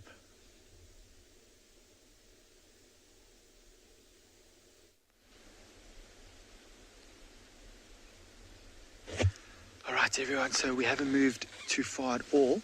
We literally just turned around and we drove 100 meters to the exact spot where we saw those black rhino earlier, and we found 3 more rhinos. I can't believe it. In this area we've now seen 10 rhinos, probably all about 200-300 meters from each other. And the reason why I am whispering at the moment is that the wind is blowing from them towards us. They haven't seen us yet, and I'm hoping by whispering they're not going to know that we're here, and we might have them walking right past the vehicle. Their general direction that they have been walking has been in a straight line towards us, although they've just slightly altered their path now. And the way they were walking with their head almost scraping the ground while walking earlier, I did maybe think that they'd picked up the scent of where these other rhinos had walked earlier. Now it's a little bit difficult from this distance to be able to sex these rhino, but I think, I might be wrong, but I think it's a female with two other rhinos. So I think the one on the right is the mother, and then the one on the left is her calf, and the one behind her is what we call a satellite calf. And so what a satellite calf is a calf that is being kicked out by its mother around the time that she gives birth, and it goes in search of the comfort and safety of other rhinos, and it will either look for other calves of around its age that have been kicked out and form a small group, or in the case like this, a female with about a 6-month to a year-old calf, or even a little bit older than that. But unfortunately, they've just stopped walking. They were marching quite steadily this direction, and maybe they've just found a good grazing area over there. You'll notice behind them, I can see the flicking of the tails of some zebra as well.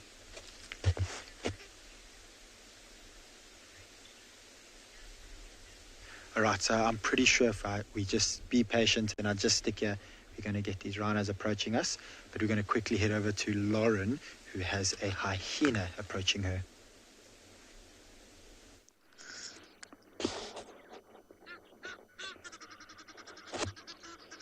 Rex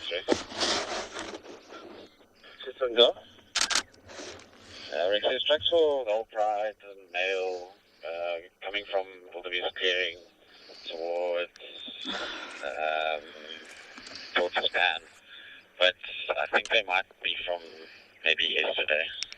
There's a couple of impalas and birds over the top of them.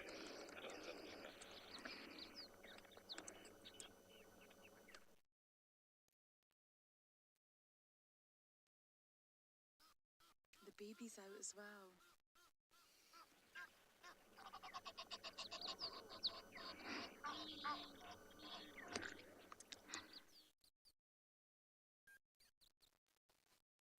Hello. Can you find me a leopard, please? Sorry about that, everyone. I believe we've lost communication with Lauren. Signal is a little bit bad where she is, but I think she had a lovely hyena sighting.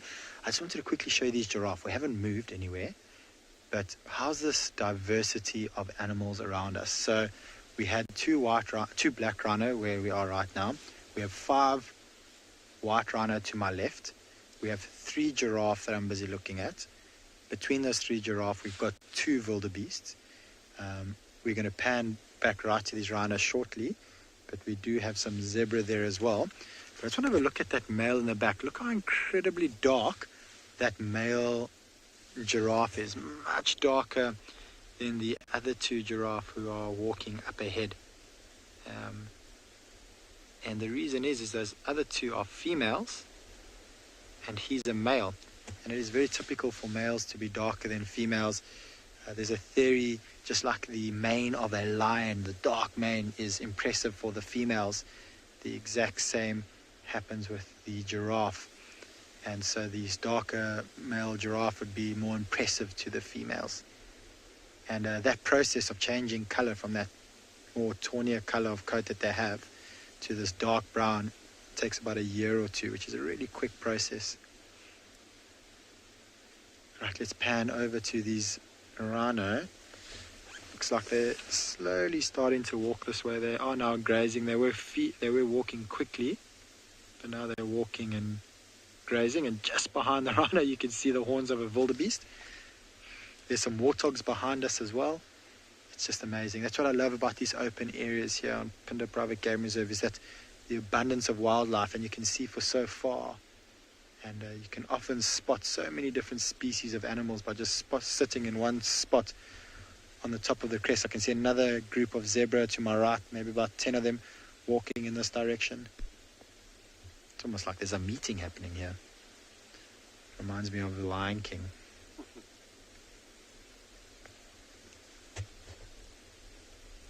So have a look at the position of the ears of these rhinos. You'll notice that the ears are right on top of the head, and it is perfectly designed for the way that they're busy feeding at the moment. So the reason why her ears are far, far back on the head is that when she's down busy feeding, they're sticking high up above the grass. which is going to give that rhino the best opportunity to be able to hear anything that is around it. Now, either these rhinos are completely relaxed with us, or they haven't heard us yet. They won't smell us, we're downwind from them, and because their heads are down eating and their poor eyesight, they're probably not going to see us as well, but that's perfect. If she keeps walking in that direction, I think we're going to have these rhinos walk right past us, which is going to be spectacular. Something that rhinos don't typically do. I'm sure you've all seen over the last while from watching these live safaris that lions and leopards will often walk right past a vehicle when the rangers are busy watching them, or the guards are busy watching them. But with rhinos, they will often do a bit of a wide berth. But if you can surprise them by keeping quiet and you're kind of in their path, I have had it before when they've walked maybe 2 or 3 meters past me, which is quite an incredible experience.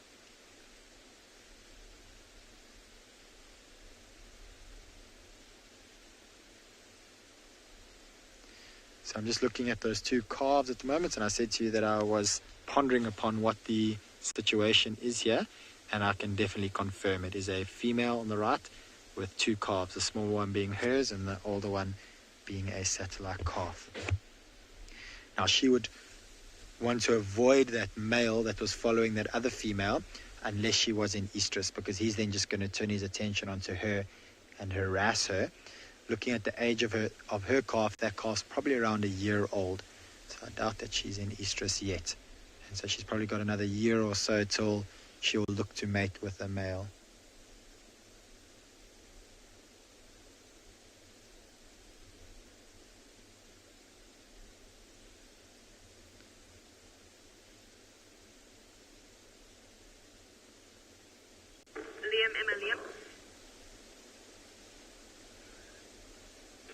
So Ninamu, there's quite a few ways they'll help with the ecosystem. With them being grazers, they will often graze an area, and by eating grass in an area, and they actually do something that we call a rhino lawn. If there's an area that's got lots of grass, they'll eat and make the grass very, very short there. And because that grass is being disturbed, is what we call it, then it will promote the growth of other grasses to come through. And most of those grasses are generally pioneer grasses, and those are very rich in nutrients. Then by defecating or dropping their dung in the ground, they will also attract insects towards that dung pile, which will then allow birds to come and feed off those insects. While they're busy feeding like this, they're going to eat grass, and when they do defecate, they're going to have seeds in their grass, which would attract birds too as well, and then potentially even move some of the grass seeds from one area to another. And if they're eating those grasses, that's generally a very rich grass. When I say rich, high in nutrients, and so it would be ideal to move that grass from one area to another.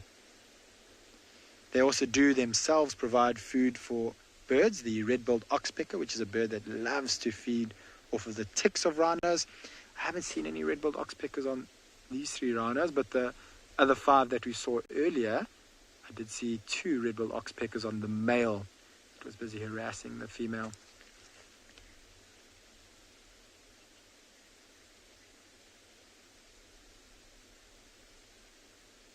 Alright, so I'm going to sit here. I think patience is going to pay off. We're going to have this rhino coming past us.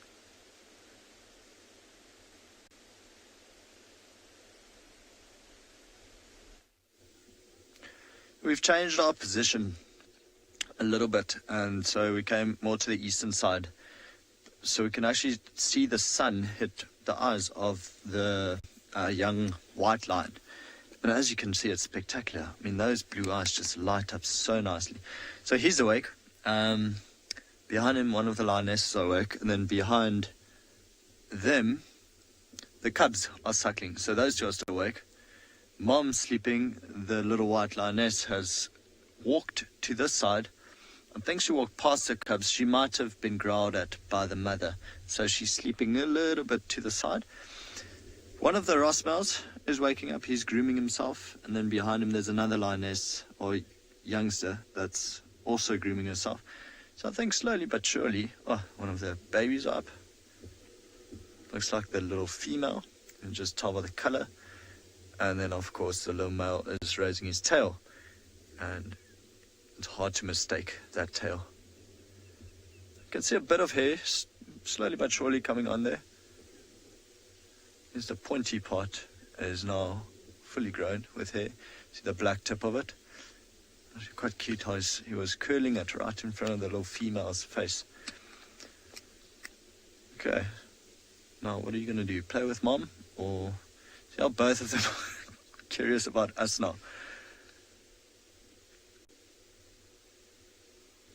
That's the cutest little face. They're now watching their dad, one of the Ross males. I think what an adventure it must be for them. Every single day it's a new area, new smells and everything. Just keep up with the rest of the line. But I do think they walk an incredible amount. They must be so tired. Let's see. Maybe time to play with some of the other youngsters. Well, funny enough, that one is going towards the Ross male to go. Anushka is asking, will this pride get any bigger? Anushka, quite likely. Not now. So all of these females have given birth. So probably another year or so before they give birth again. So we're not too sure whether the Ross males would hold on to this territory for that long. But yeah, otherwise, I mean, all the females are going to stay with the pride, stick within the pride. And then the Ross males might be ousted. The young males, like this white lion now turning over, he might be ousted, or he will be ousted if there are new males coming in. But like, yes, if they give birth, the pride's going to get bigger.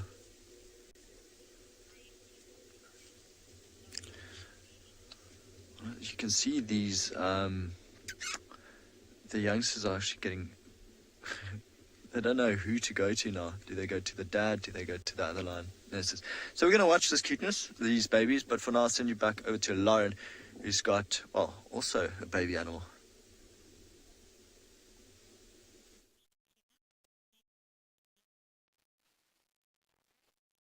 We do have cuteness in the form of a baby hippo. Now, this mama actually chased Fika, the hyena, who we were trying to show you, but I don't think we had any comms. So this mama's very, very protective of her little ones, chased the hyena, and you can see she's, I'm not sure what she's doing. It doesn't look comfortable. Are we sleeping standing up, mama? Oh, I think we might be. I find it bizarre to see hippos out of water. Now, they're said to be truly amphibious ungulates, and that means that they rely on the water. The word amphibious means sort of two-phase life, water and land, and it's unusual for ungulates. Oh. To be amphibious. It's only really the hippo.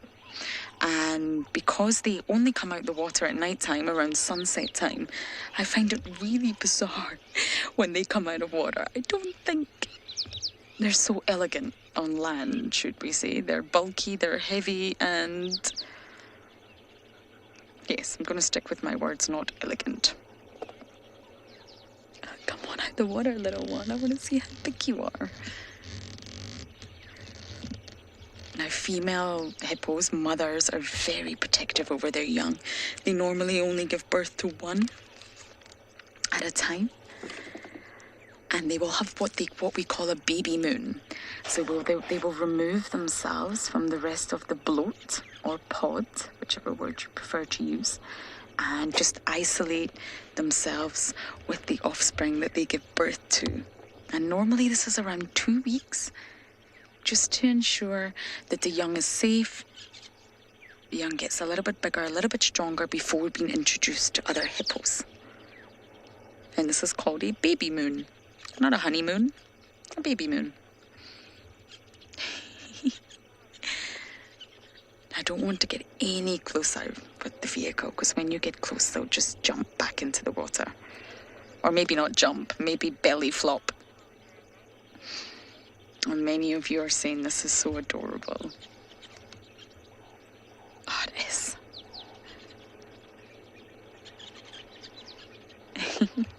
There's quite a size difference if you think what this little hippo's going to grow to. Hippos are huge animals.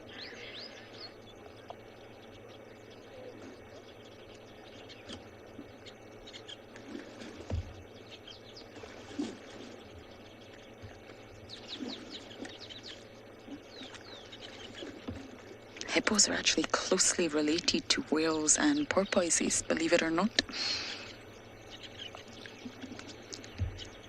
Very closely related. Oh, I think we're going back in for a sunset swim.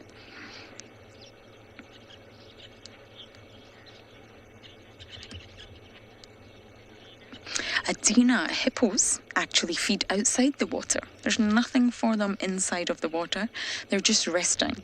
So I guess we could say primarily they're nocturnal because they feed at night time. They tend to all come out of the water once, round about sunset time, and they forage on vegetation around. I think we can go a little bit closer now, BK, that they've gone in the water.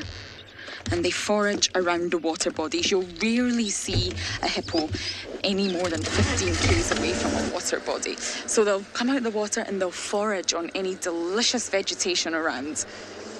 And during the day, they're just resting. They're completely resting in the water during the day, saving their energy, resting and digesting, shall we say? Okay, now that they are back in the water, we can come a little bit closer to the water's edge. It's probably warmer for them in the water on a cold winter's day than it is outside the water. Humans, however, we lose body heat rapidly when we're immersed in a water body, but of course it's different for hippos. They have a big fat layer of blubber that keeps them nice and warm. Okay, we're probably going to leave Chitwa now. I want to go back to the west and try and see if we can find a leopard for you all. WildEarth relies on support from viewers like you to carry on broadcasting our daily live shows. A small donation goes a long way in helping us on our mission to connect the world with nature. Please visit our support page to see how you can help and become part of the WildEarth family.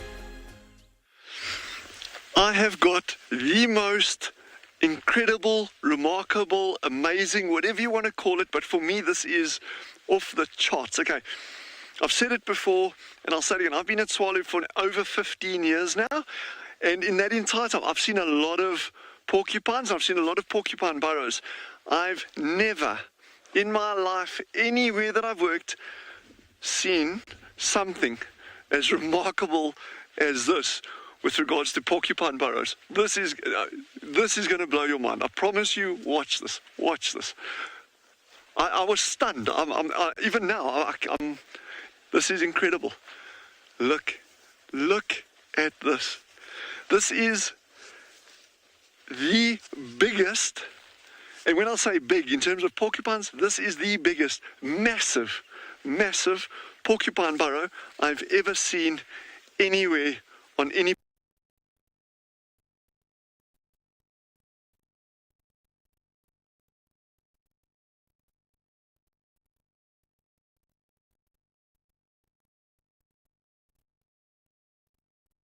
It's porcupines. There's a lot of evidence here. So there's a lot of quills lying around, and not only quills, but there's bones lying here as well. Here's a set of hartebeest horns.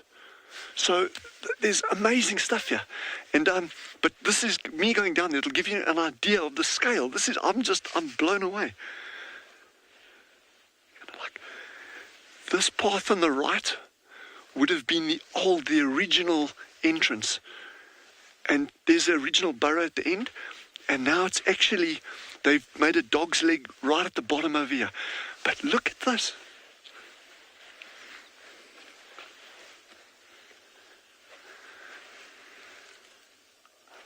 Oh, my word. It goes all the way around there. It's a big hole. And also, Look at the beater nests. These are anteating chats and also very likely swallowtail beaters. I am stunned by the size of this. This is incredible. It smells, it stinks of porcupine, like rat, rodent. This is incredible. Look at the claw marks all over the walls here. Look at this. Look how big those claw marks are. Hey? Yes, I hope this isn't like a bear living down here, not a porcupine. No, but this is porcupine. I'm stunned at the size of this. And it goes all the way down here. I hope it doesn't collapse. If it collapses, we're going to be roasted, eh? Oh my goodness. There's a big hole at the end. I can't even see. I need a torch. But the scale of this is on something I've never seen before. I've never seen this. The thing, looking at these tree roots. I'm sorry, I'm losing comms there, but I think we're in the nether regions of the world here. But I'm absolutely enchanted, enthralled, engrossed, everything that I can think of. And the other things I'm seeing here, we talk about termites. You know, these termite mounds that the Aardvark goes for. Look at the termite nest that's actually come all this way down there. That's a good 2 meters below the soil surface, and it goes even further. That termite nest comes all the way down there. Look at this, all the way down there. Wowzers! This is. I'm in heaven. I'm in a sand pit, and I'm in heaven here. This is just incredible, man. GCM. And look at these tree roots. I mean, just shows, and all the way down here. All the way down, there's roots coming out of these walls here. There's birds nesting inside here. Wow, this is a porcupine house on a grand scale. And you must just think how many generations. This could quite conceivably be possibly hundreds of generations of porcupines that have been in and out of this and used the same burrow system that we're standing in now. I'm actually, believe it or not, speechless. I'm like, wow. What a privilege to be able to see these things. You almost don't even want to like touch it in case something goes wrong. Eh? Yeah, like collapsing on top of us is probably a starting point. But you know, you're dealing with a small rodent. Okay, they get 10, 15, sometimes a really big one, maybe. You know, some literature says 20 kilograms. I doubt whether anyone that I've seen has ever got anywhere close to that. But I mean, you must just think how long it'll take to excavate this. If you're a rodent, you've got these little claws. You dig, and the signs of their digging is all along these embankments. This is absolutely remarkable on so many different levels. Wow. Yeah, we're just going to move out, and then because they're going to actually probably start moving around in the next 2 hours or so. So we're actually going to move out of here. And this is like my find of the year, I reckon. Out of all my finds of the year, I'm just, wow. I'll actually, yeah. Anyway, we're going to move away so they can do their thing and wake up. And yeah, let's move away from this burrow now. I'm just, wow. This is incredible.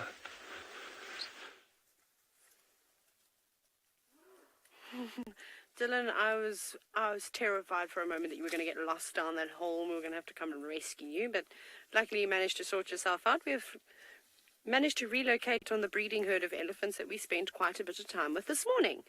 I have not seen Kumo the big bull, but instead we are surrounded. Chad, you know what I really want to do?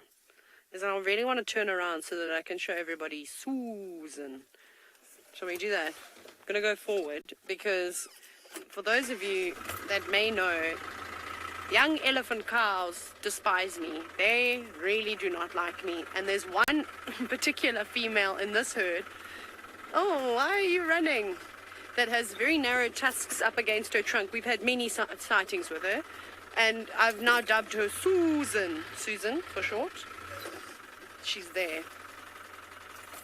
Look, now she's going to go and boss that cow with her calf. I don't know what's happening. We'll see them as they cross the road. So Susan is the one to the left. There she is. And it was quite funny because she came out. She was feeding, happy. She walked from a mile away, and then guess what she did? She obviously came right up to the vehicle and shook her head at me.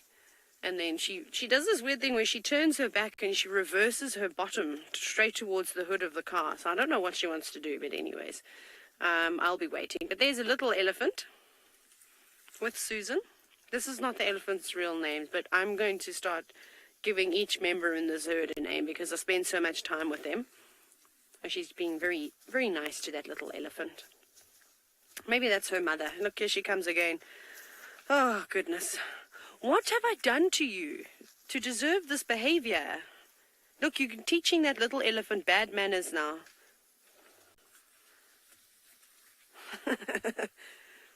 Susie, who is also a wonderful viewer of WildEarth, you said, this is you. Yes, we can call her Susie for short. But I was going with the Monsters vs. Aliens thing, which is an animated movie that was made a few years ago, where basically a woman becomes very enlarged and she becomes like a giant, and one alien says, "Look out, here comes Susan," but it's not really that scary, which is funny. Oh my goodness, there's all sorts of havoc going on here. But look at this precious little elephant who's learning from her auntie. Don't you pick up your auntie's bad behavior. You don't need to behave like that. Now the little one is going over to its little friend. Look, oh, I'm stuck. I can't get to you. Oh, ever seen an elephant climb a tree while you're about to? How precious is that? Oh, that's so sweet. I don't even know what to say. It must feel so nice. Susan, we are not interested in you right now. We're looking at the little elephants. Look how she see this. She just does it to me the whole time. Every single time I see her, I'm going to do a compilation video of Susan the elephant and how she shakes her head at me. I don't know why she does it. I mean, are there any other guides that spend enough time with the same elephants that they've, have similar encounters? Are there? Is it just me? Surely not. But you can see how tight her tusks are against the truck. Rude. Go away. I don't want to talk to you when you've got that kind of attitude. It's fine. We'll just watch those little elephants rather. They're much more entertaining. Oh, now stuck underneath the tree. That wasn't a good idea. Put your... Look, its ears are stuck. Sorry. Yes, aunties can be the worst influence. Goodness, if my brothers ever have any kids, it'll be a disaster. I'll definitely be an instigator. I'll be the fun aunt. Can you imagine? Sorry, Gat is now in a bit of a compromising position because the elephants are kind of going behind the vehicle, but I really want to watch these little ones. Are you still alright, Kat? Is it okay? Okay. I was going to try reposition, but you can see, look at now. Who are you? Don't. I've got all the young teenage elephants now causing trouble with me today. What is it with all of you? And then, of course, those little ones now jumping around. There's too much to see what's going on. Oh, hello. Look at those little feet. Did you see how smooth those feet are still? As well, that's another way you can also age an elephant, because they don't have those crevices and the sort of hardened feet. I'm watching you. Don't touch a car. Sorry, I'm just finger snapping at the one elephant, reprimanding it. No. Unacceptable. Sorry, you can't see. I can't move the car either now. I'm so sorry you can't see what's going on behind the vehicle. But you can see why. They're so close. But anyway, there's Auntie Elephant giving some attention to one of the youngsters. So she might actually be the daughter of that other female that came on through. She seems to have a special connection with them. Do you want some camera time? You don't have to perform. You can just ask nicely. Now doing some displacement behavior right next to the car. I'm pretending to eat, but I'm not really eating anything. Oh, no, you are. Wow, you're really fooling me, elephant. I thought I knew animal behavior. No, now it's relaxed. Now it's so happy that I'm not even joking when I say that this elephant is eating about 1 meter away from the vehicle and has approached us. Are you happy? Space Color, this isn't even Susan, and yes, Susan does need to mellow out. This is Susan 2.0. Suzette. This can be Suzette. How are we going to remember this one? The much shorter left tusk, longer right tusk, but also oozing from her temporal gland, so you can see there. So she could be slightly stressed for some bizarre reason. I don't know why. Maybe she's going to come into estrus for the first time. I don't know. She looks a little bit young. Okay, I'm going to reposition so that we can get a better view of those little elephants. How adorable. Or as all of you say, adorps. Amazing. Okay, right. We're going to head across towards these little elephants and hopefully get another nice view of them.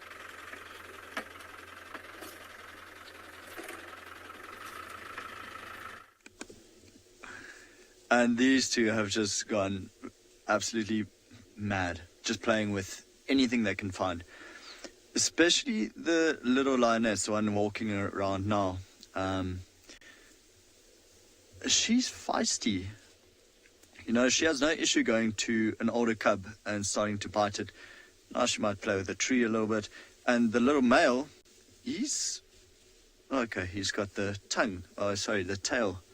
Just had the tail of one of the older cubs there. You can see that's the cub with the bad eye. And the more we've been sitting here, the more, big ball of poo here for the little lioness.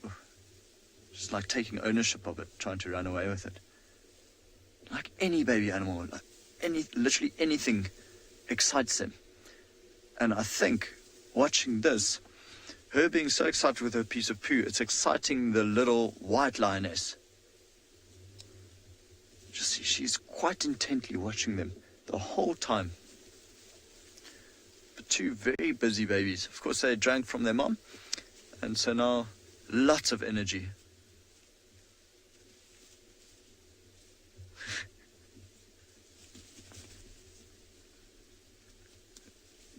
This one, so this is the lioness with the injured eye. And like I was saying, we've been looking at the eye, and it actually doesn't look good.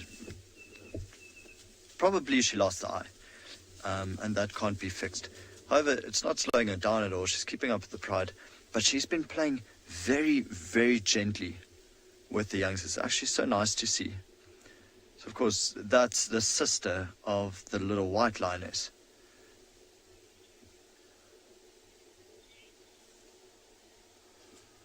Okay, so we're just going to sit here and watch the cubbies play some more. Very active. But for now, I'll send you over to James just to show you the beautiful sunset.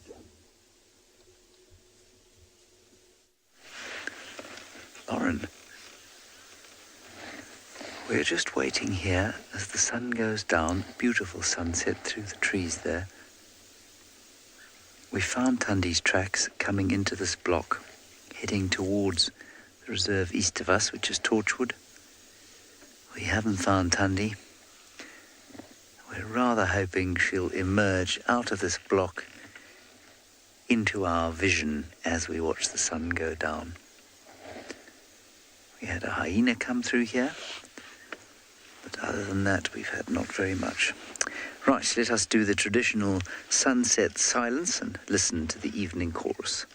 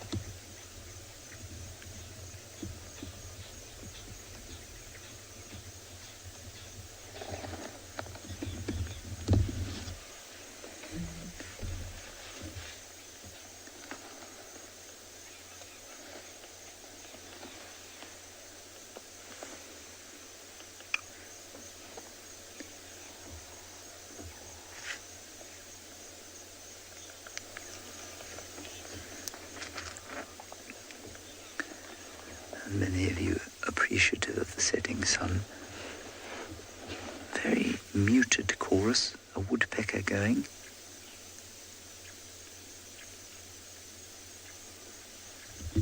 Not much else, really.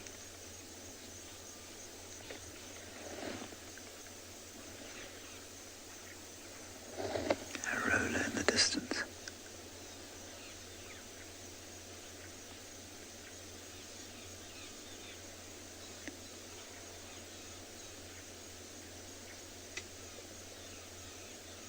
Some rattling cisticolas.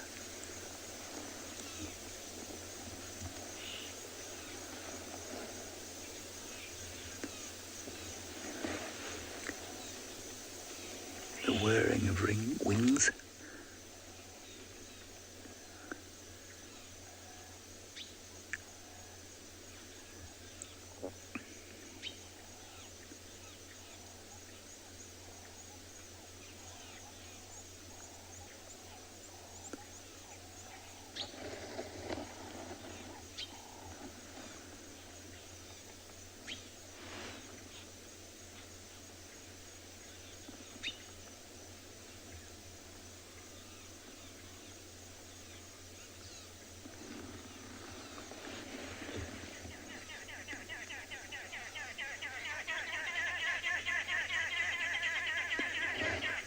Samantha, no, it changes every day, just like it does everywhere else in the world. It's just that it changes less every day. So I think it's about 30 seconds, the difference.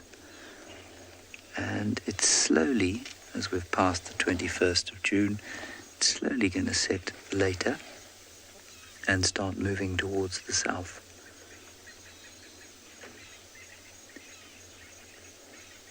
About 30 seconds, I think, in this part of the world. And you'll notice that it stays lighter in the Kalahari for longer than it does here. That's not actually because it stays lighter in the Kalahari, it's the same latitude.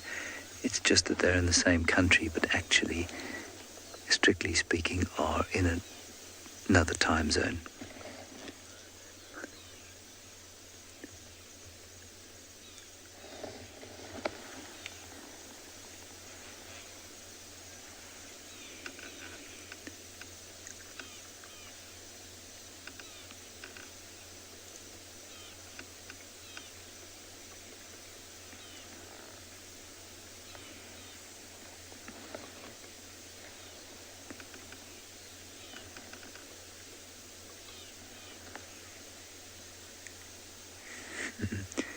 Yes, it does sit very fast.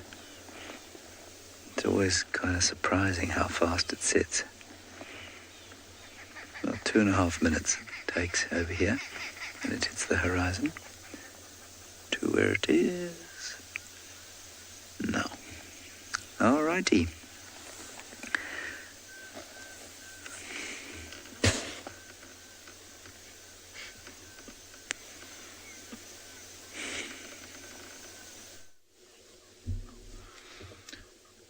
So there's still a bit of playing going on. The little male is actually more interested in us than playing now, so he's just been watching us while trying to lick himself. Beautiful little face, isn't it? And the white lioness has now grabbed the ball of poo that the other little lioness is playing with, and I think she's actually just taken ownership of it, trying to make the one jealous. See, now she's grabbed a piece of the ball of poo and taking it back to her mom. She's trying to play with a stick with a ball of poo in her mouth and trying to bite both. It's not going very well, but very active. Ooh, they're gonna grow up to be so strong.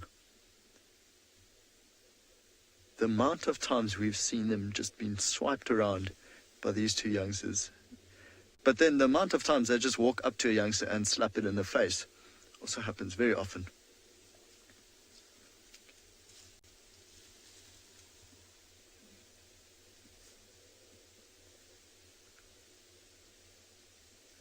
So these are the 4 youngest cubs of the Birmingham Pride that is framed up right there.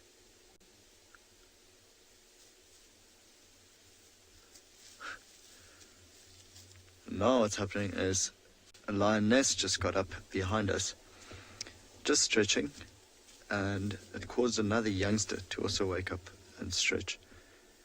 So further in the distance, one of the lionesses actually moved off, and we don't know what they heard. Might have been a wildebeest, might have been an impala, but it's like some of them actually moved towards us to get into a more sheltered area. Sheltered, I mean, by camouflaged area, thicker vegetation. So as whatever they might want to hunt a little bit later on, could not see them yet.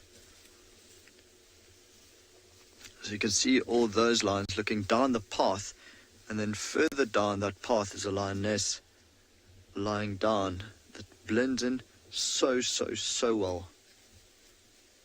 Especially this time of the day, now that the sun's down, the camouflage is just brilliant.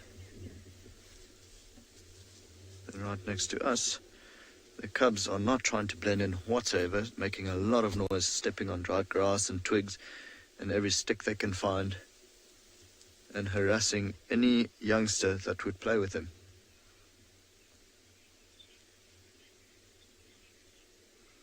And Jenna is saying this is just too cute. Jenna, 100%, absolutely agree. I mean, like I said, you could watch this all day. These two cubs, just the way they, make anything a toy they want to play with. And here comes the white lioness again, wanting to play with them. I think out of all the youngsters, she probably plays with them the most. See that other little lioness squaring her up? That paw going for the face. I'll fight you.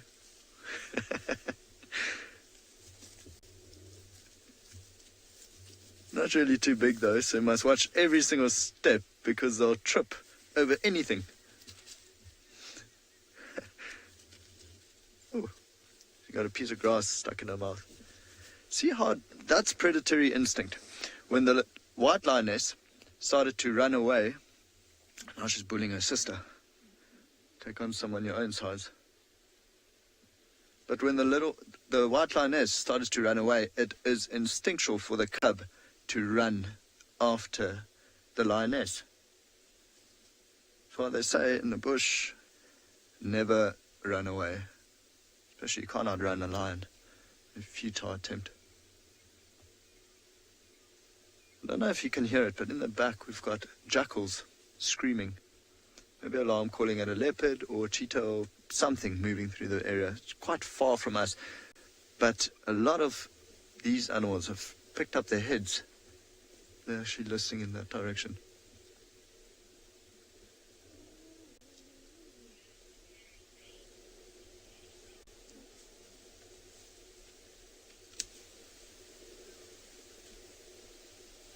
Of course, it is very far off, so I'm not too sure if you can hear it.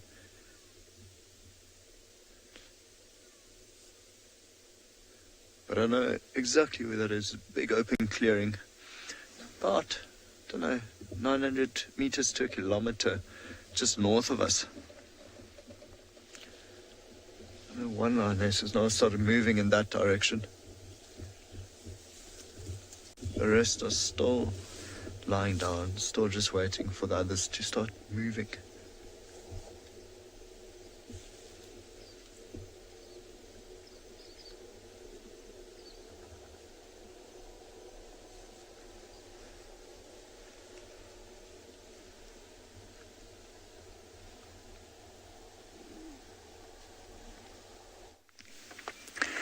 Now, this morning we came across this particular position, and there was an owl sticking its head out of the African hawk eagle's nest, and here it is again, the Verrux's eagle owl.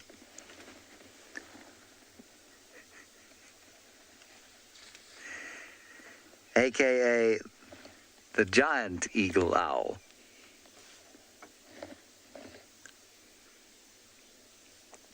And I'm afraid this is the best view we're going to get because he's rather nicely silhouetted against the sky, but he has got a gorgeous kind of silhouette, doesn't he? You couldn't mistake that for anything other than an owl. Or as our great friend from the Masai Mara used to say, old David Gatambagitu He used to say an ool.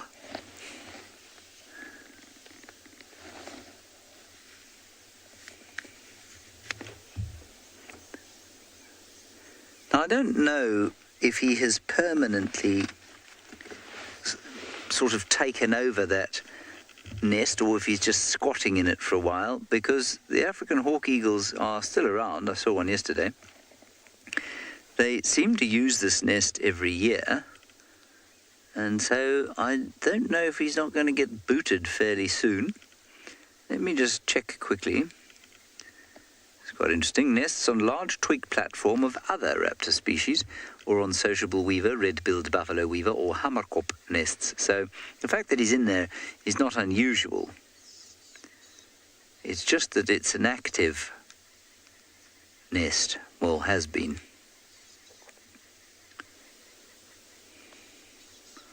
I'm just going to quickly check when it is that the hawk eagles breed. No sign of chicks in the nest, everyone. I mean, if there were any, we wouldn't be able to see over the lip because it's quite deep. But there's also only one owl. And, yeah, I've come past here a few times, and I don't think he's been there for very long.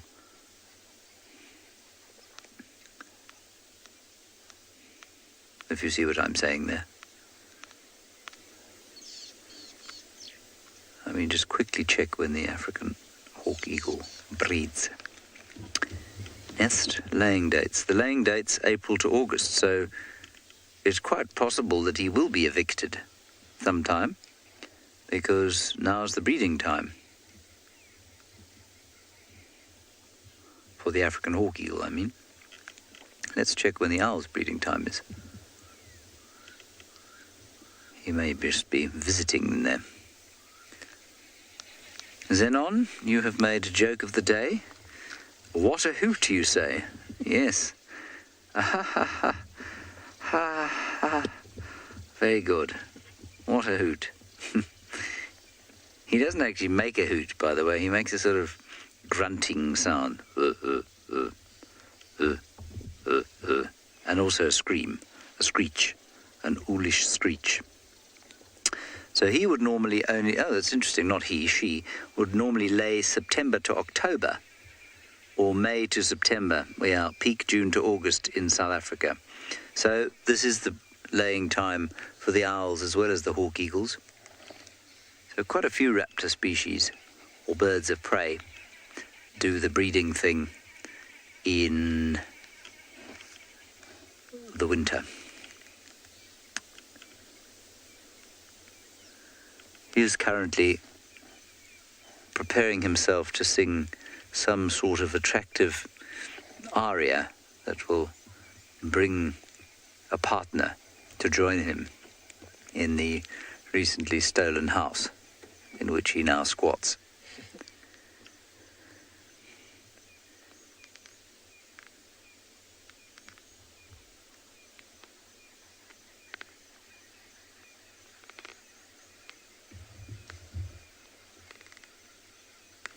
Oh, good. Lauren has managed to find the hyenas, and apparently they have a new home.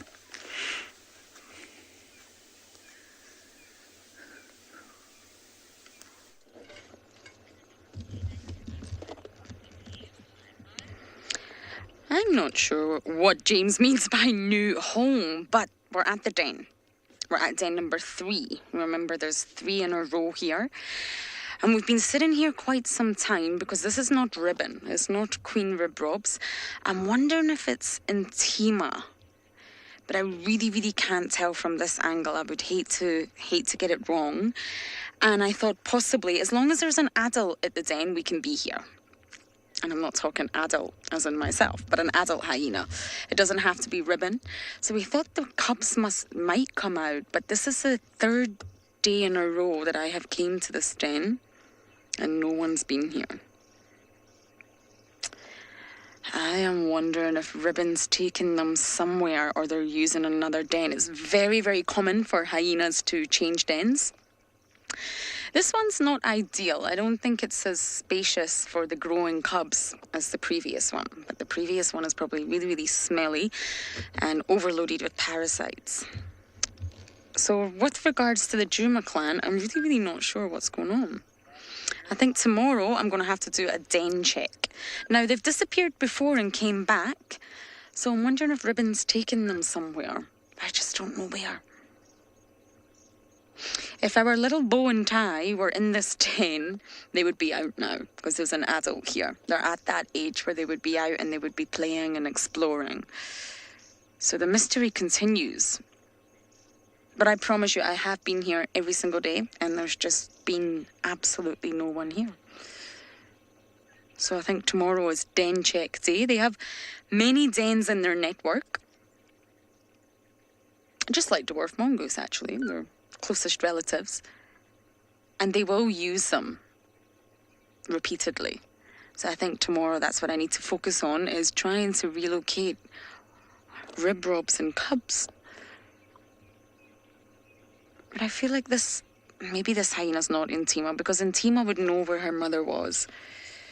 Intima is Ribbon's eldest daughter.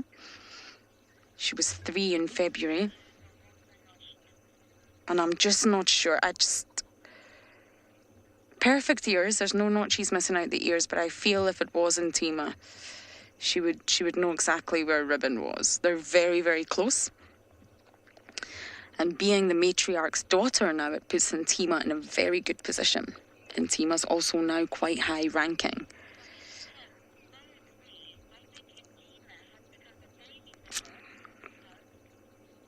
Tim, you agree. You think that Intima has become the babysitter for the cubs. I also agree. And it's perfect. She's a big sister after all. And Intima wants to bond with the cubs. She wants to get to know them. It's important. It's her bloodline. She's related to them. Maybe not fully.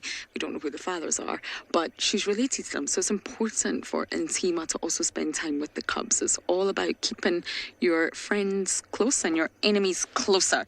So they're going to gather really tightly as high-ranking hyenas and, of course, be leaders of the clan. So I think I'll let the sleepy hyena be. I just have no idea where Ribbon is. But don't panic, everyone. She will be somewhere and the cubs will be with her. But I think it's safe to say the cubs are not in this den.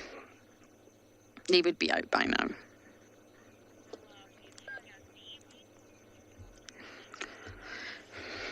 Okay, smelly hyena. We're starting to wake up now. Night is coming. So we're going to keep bumbling west and see what we can find.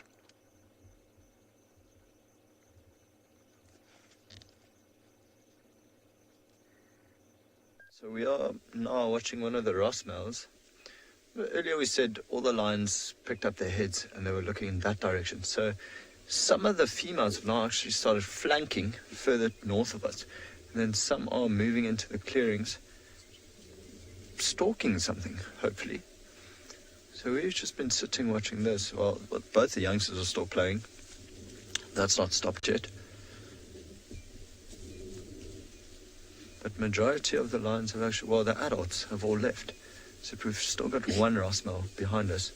Otherwise, all lionesses are gone, and the one Rossmel has gone further away. Don't know what happened there, but he just face planted. Well, that bit of a snarl.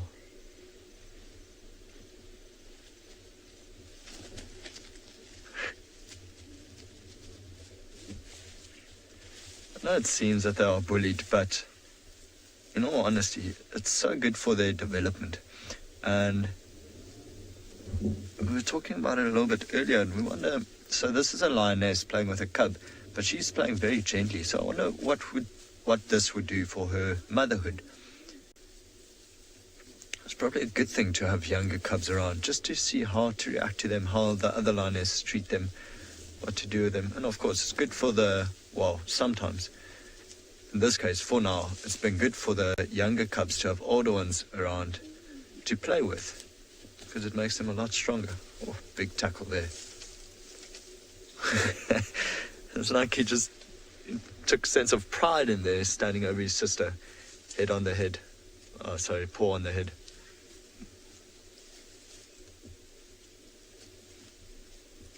He's just pushing her down with one arm. Not really too much size difference between them yet. You see, he's got a bit of a broader face, bit of a broader head. But out of the two, the female's definitely the feisty one. She's more adventurous. She comes close to the car. She goes to... that was a hard smackdown. She goes to more of the youngsters, the other youngsters, starts playing with them. And feisty, she'll go bite them.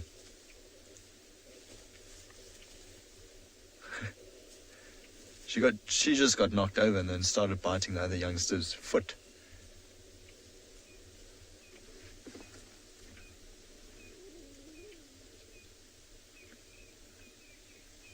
Bit of moaning going on every now and then, but otherwise quite quiet.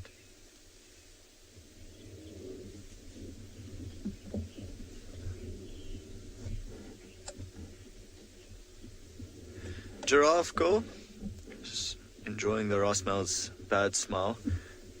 A few missing teeth there. So what's happening there? Sorry, one of the lionesses urinated there. So now what he's doing is he's sniffing it. And also he licks it. And then he pushes that into, it's called an organ of Jacobson, and tries to make sense of it. So this tells him how far this female is from being in estrus, or whether she is in estrus. Also, it just makes sense of a smell. Giraffe girl, it's quite likely if all these lionesses grow up and become part of the pride that they might split up. I mean, if Birmingham Pride, this pride, and the Breakaway Pride had to join up now, there would be 34 lions in total. And that's too big. I mean, the Lion Pride, even in this area, they'll need to kill 2 buffaloes at a time. One buffalo could not feed 34, and it would actually be dangerous for the youngsters and for the females to come feed on just one buffalo. So it's possible that if everyone here grows up, they might split into 2, although they might keep going for one more litter, and then after that, definitely split up.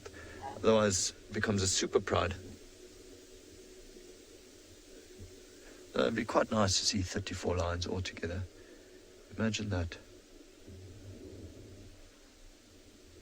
Now, it looks like all the lionesses, I can only see one still lying down in the grass. She's not raced in any direction, but the rest have all disappeared. They might just be lying down in the grass as well, just watching whatever they were watching, whatever they feel like hunting, or whatever's in the area.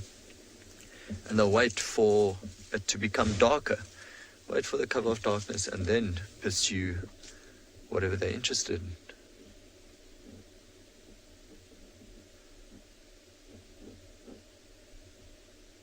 Doesn't look like the youngsters are going to participate in this hunt just yet. So I think one might have been spotted. I'm hearing Impala's alarm call. Yeah. Let's see now. All lions go. So often that's why lions flank their prey. So it could be that a lioness went around to the other side of the impala, made them alarm call, and the impala could actually run in this direction into the rest of the pride. Interesting. See some of them moving. So there were only 2 alarm calls. There's a third one. That's that psh sound you'll hear every now and then.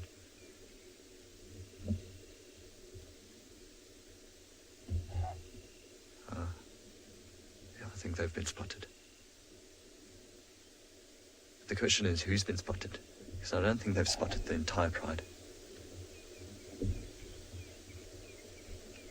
So it could still work out for them.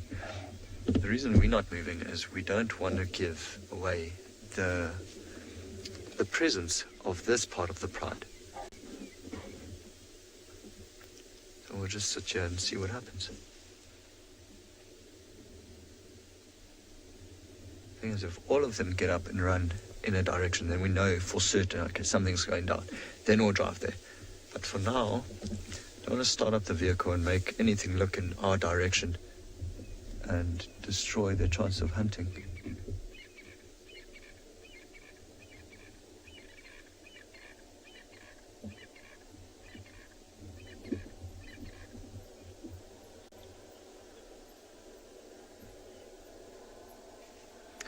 Butterfly, saying these cats are starting to become more like her own pet cat.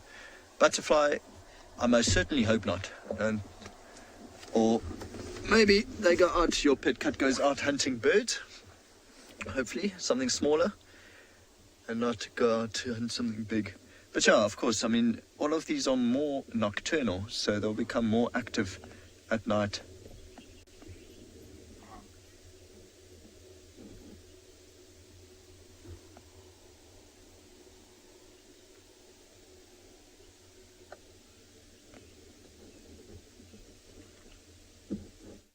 WildEarth relies on support from viewers like you to carry on broadcasting our daily live shows. A small donation goes a long way in helping us on our mission to connect the world with nature. Please visit our support page to see how you can help and become part of the WildEarth family. Well, we left the hyena, who actually got up and left us, to be perfectly honest. And Michael Fleetwood, you said it was Saka. Wow, look at the skyline. Are we able to capture this from here, BK? My favourite time of night. I must be a really skinny Saka. I didn't notice a hip injury, I must say, but very skinny. So if Saka is sitting at a den and no one else is, what that means is he hasn't quite figured out where they've moved to. The cubs could still come out when Saka's there, but they will respond at that age more to females. So I think the cubs were definitely not there. And Saka looked a bit lost, and he also looked a little bit hungry.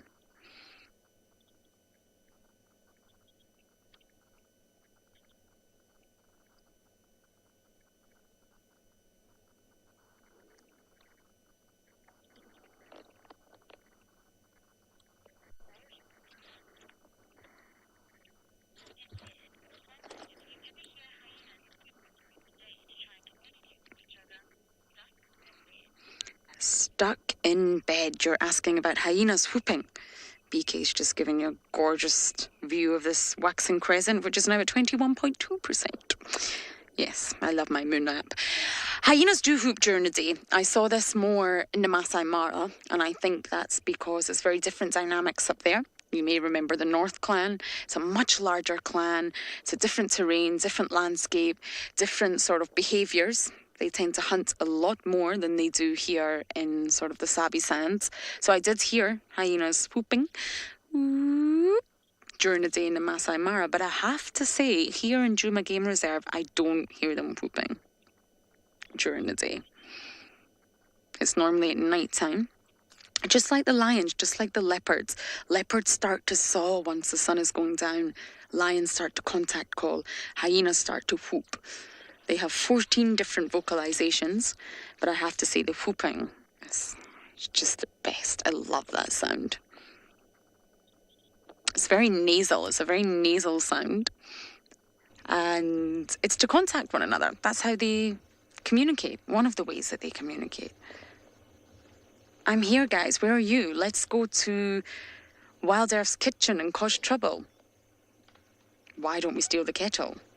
Or we could destroy Lauren's 6 pair of shoes.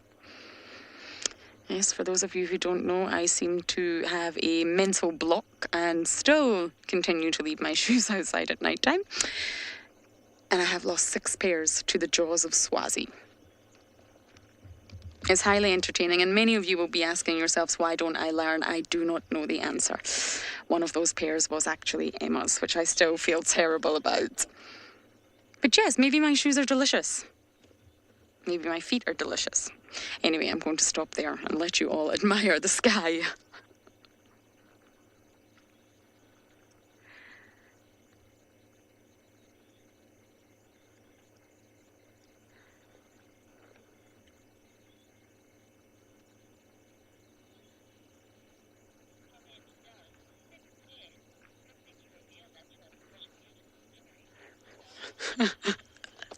Dove, you are correct. I revealed that to you when the camera was not on my face. You know me too well. Yes, I'm very ashamed. I spent 8 years in the Maldives, and it's an Islamic country, and when you're on a resort island, it's really, really important that you never enter any room with your shoes on. Any room whatsoever on the resort. And I just got into a habit of always leaving my shoes outside. So, Dove, that's my excuse. Whether you accept it or not, I don't know. But 8 years of leaving my shoes outside is ingrained into me. So I think I'm going to sit here and enjoy the skyline for just a few moments longer.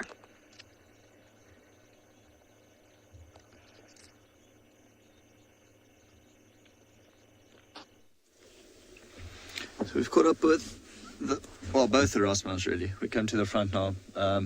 All the lionesses are down. They have gone and laid down again. So no more hunting for the time being. Saying that, you can see one of the youngsters actually coming over the termite mound now. It's beautiful light. I mean, through the grass like that is really just stunning. It's basically watching the sunset. But yeah, no hunting for now. Though saying that tonight, I think it's going to be rather dark. A few clouds around, so a good opportunity for them to hunt. But there's no wind at all, which is quite nice. There's no breeze whatsoever.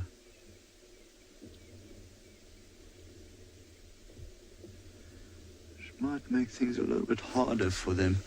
Because wind, what it does, it makes a lot of noise through the grass, through the trees, and it also masks their scent. So all of these ambush predators, lions, leopards, they will make use of the wind, use it in their advantage when they do hunt. They'll actually they'll hunt into the wind so their scent isn't blown into their prey. And we've seen it happen where impalas, wildebeest, all these prey species, they start alarm calling at only the scent of any of these ambush predators. Which means even though I can't see you, I know you are here, hoping that it spooks the predators. So that's the other Rossmel now, the paler maned one, the less dominant of the two brothers. We don't actually think these Rossmels like each other. I think the one bullies the other one. I don't think they're friends. Although they would fight together when other males come into this area. Because together they can maintain and hold a bigger territory.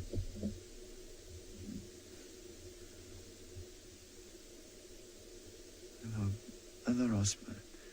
Like the adults are now starting to hear something a little bit further south. One lioness has her eyes on an impala again. But I don't think she'll try hunt just yet. Like you saw, I mean, this youngster coming over the termite mound like that. The grass is, I'm just trying to lean out of the camera. The grass is long enough for them to be able to stalk in. Of course, if they go into that leopard crawl, you probably won't even see them. What makes it quite scary. As you can see, the black tip of the tail, the ears, sticks out quite nicely.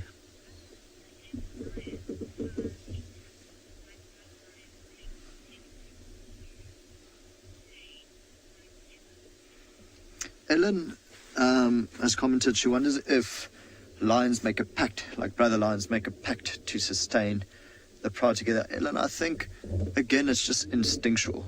I think because they are kicked out together, they leave the pride together and they form a coalition together. So with them forming a coalition, you know, two is better than one. Two in a fight is going to win a fight against one. So I think they notice they'll be able to almost know this. And so, of course, having two or three in a coalition, their territory would be bigger. So, yeah, a pact might be formed. Although there has been cases of lions that are not related also joining up to form a coalition. Okay, so we're going to sit here for a while, see what happens. They wake up a little bit more, maybe the rest of the pride comes in. But for now, I'm going to send you to Lauren and her sassy elephant.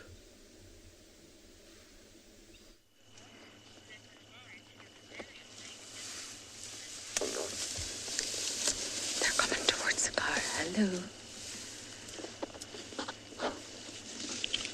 Just going to keep my voice down a little bit here because elephants don't have the best vision. Hello, guys. It's okay.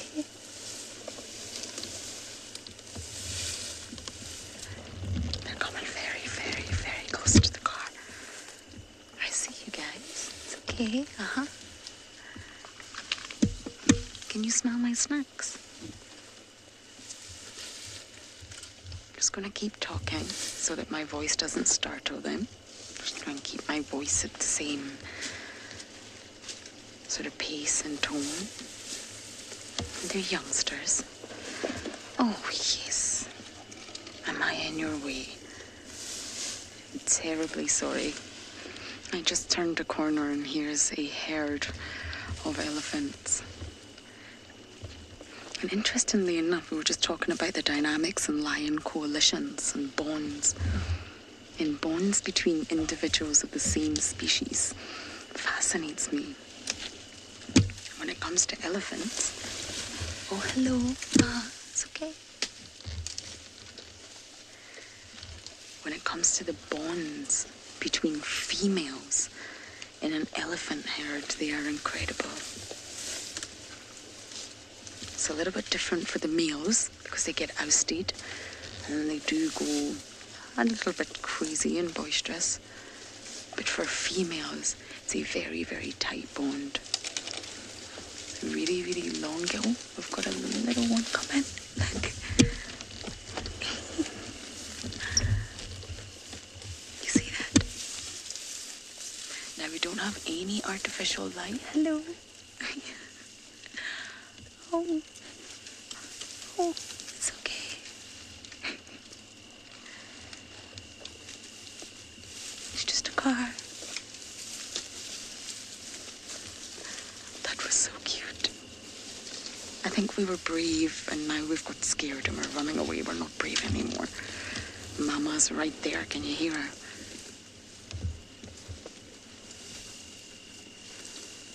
Hello, Mama.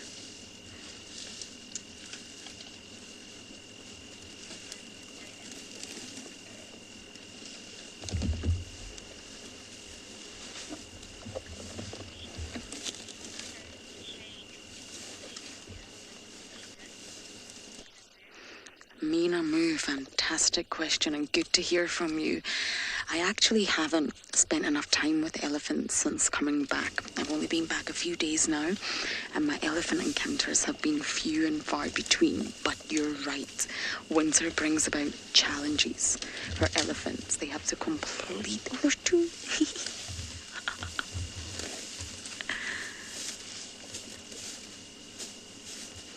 And there you do. Winter brings about changes in their diet. Water is normally quite scarce, but I have to say this year, due to the dams being so full, that might not be the case. But generally, peaks. I'm going to move my head out the way, sniff in the car.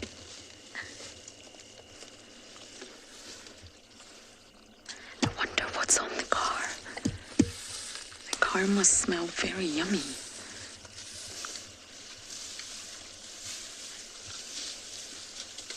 Such sensitive noses.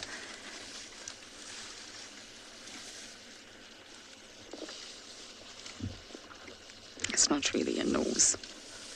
It's two olfactory turbinals, aka nostrils. This is very, very special, this moment, everyone. But yes, Mina Moo, you're right. So the diet does change. And they go from a summer diet, which is about 80% grass, if not a little bit more, and only 20%, if not less, trees and shrubs. Whereas in winter, it's the complete opposite. It's about 80% trees and shrubs and 20% grasses. So they're not getting as much nutrition. They've got to search harder for their food. They've got to crunch it, which wears down their teeth. It's more challenging. They've got to walk further to find delicious food. So you're right, Minamu, we could start to see a change in their behaviour. They might just become a little bit more sensitive and a little bit more agitated. But I personally haven't noticed that just yet.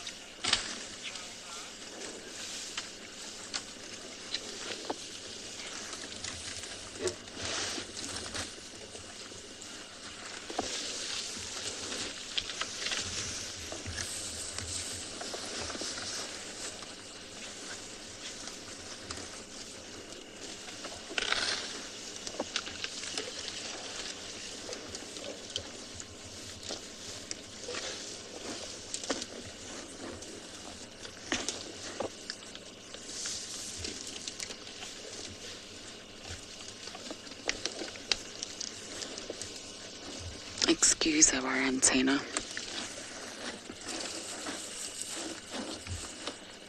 PK, we've got something really interesting going on the other side. If you want to do a 180.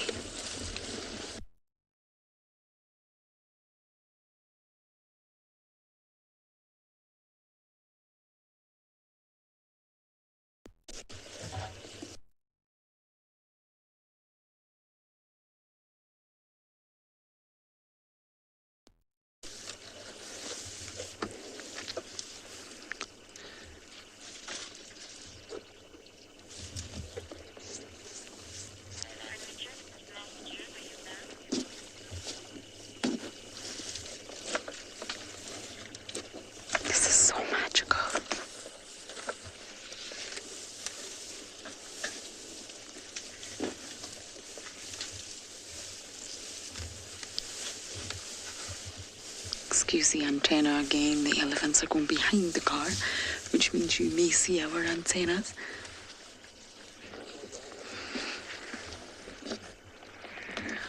They're all behind the car.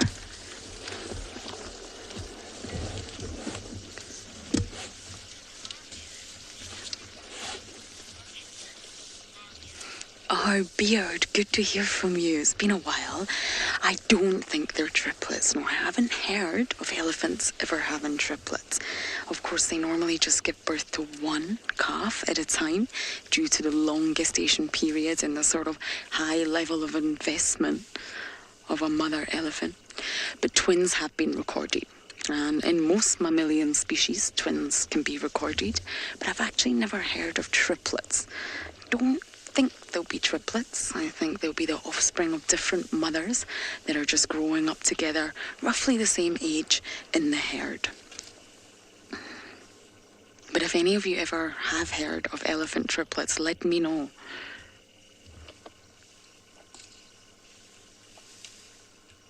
I think an elephant, a female, a cow, carrying 3 calves would be quite dangerous for her. It's a big investment for a female elephant. From a very young age, the matriarch and all the other older females teach the young females how to be a mother. It's a process. It's all about learning. Okay, well, I can't go anywhere. I'm stuck in the middle of an elephant herd, so we're just going to sit tight for now.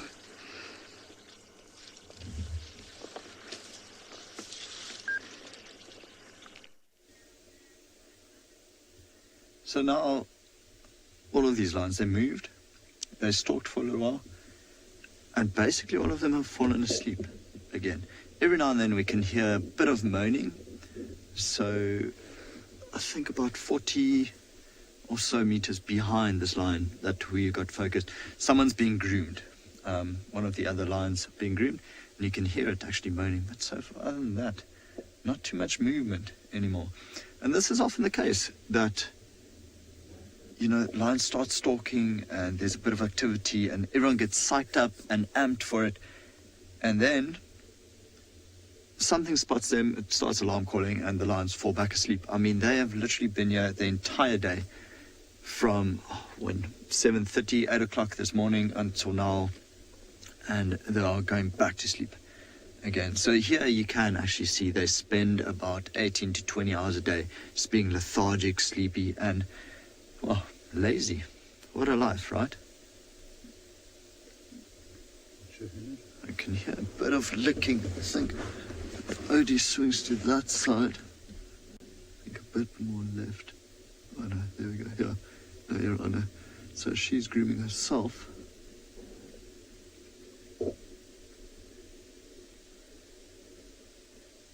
So there's a little bit of that going on, but otherwise, both the Rasmals walked in this direction and then just plunked their heads down again. Oh, those eyes are so cool. Wild K saying these lions are having a lazy day of snoozing. Wild K, we all need those every now and then, without a doubt. But I can promise you now, there's going to be a lot of activity tonight. They burn all their calories in 4 hours if they need to. Those eyes, those glowing eyes look so cool in the infrared, right? When it looked at us. Dylan is asking how long do these lions normally sleep for. Dylan, like I said, you know, sleeping or being lazy or lethargic for about 18 to 20 hours a day. Could be. Depends. Also, you know, when's the last time they ate? What do they need to do? Do they need to go to a watering hole? Are they being chased by elephants? So all dependent on a lot of circumstances. But usually could be 18 to 20 hours. So we can hear some crunching in the bushes behind them. Could be one of the youngsters with a stick again. We can't see anything. Of course, we're not shining a spotlight around at all because of the newest babies, or the newest additions. Yeah, you can see the movement there. One coming this way. Just saw the eye glow. That's so cool, eh? Go. So that's the one with the injured eye, is it? No, it's not. It's just the one eye is going. That's weird. Hard to tell with the infrared light. But I think I'll let them be, you know. Sean's up tomorrow. Probably come back into this area, see if we can find them again. But for now, I'll let them be, see if they hunt anything, see if they're successful. But very nice day with the Birmingham Pride.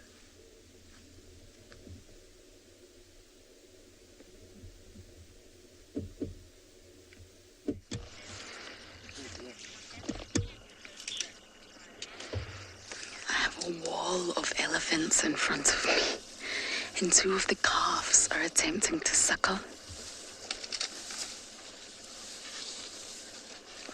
I think one was suckling.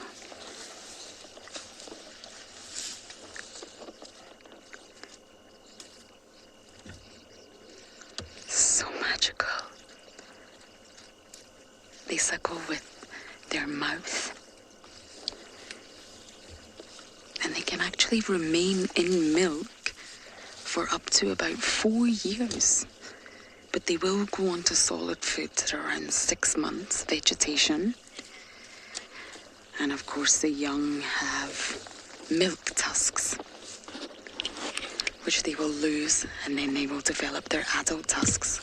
Not too unlike humans with our baby teeth that fall out and then we get our adult teeth. I can just hear them.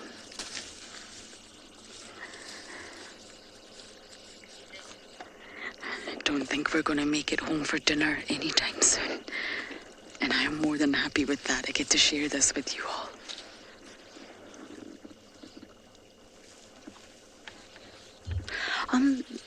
BK, can we just take a look at this adult quickly? There's something strange about his tusks. This one here. One is pointing the wrong way. Do you see that? It's completely twisted. He's sucking his trunk. I'm sure we have seen this one before. The herds do use very, very predictable routes. What a fantastic drive this has been, everyone. I have thoroughly enjoyed it. And thank you all for jumping on board, your comments and questions. Please do join us tomorrow morning for the Sunrise Safari. Goodbye for now.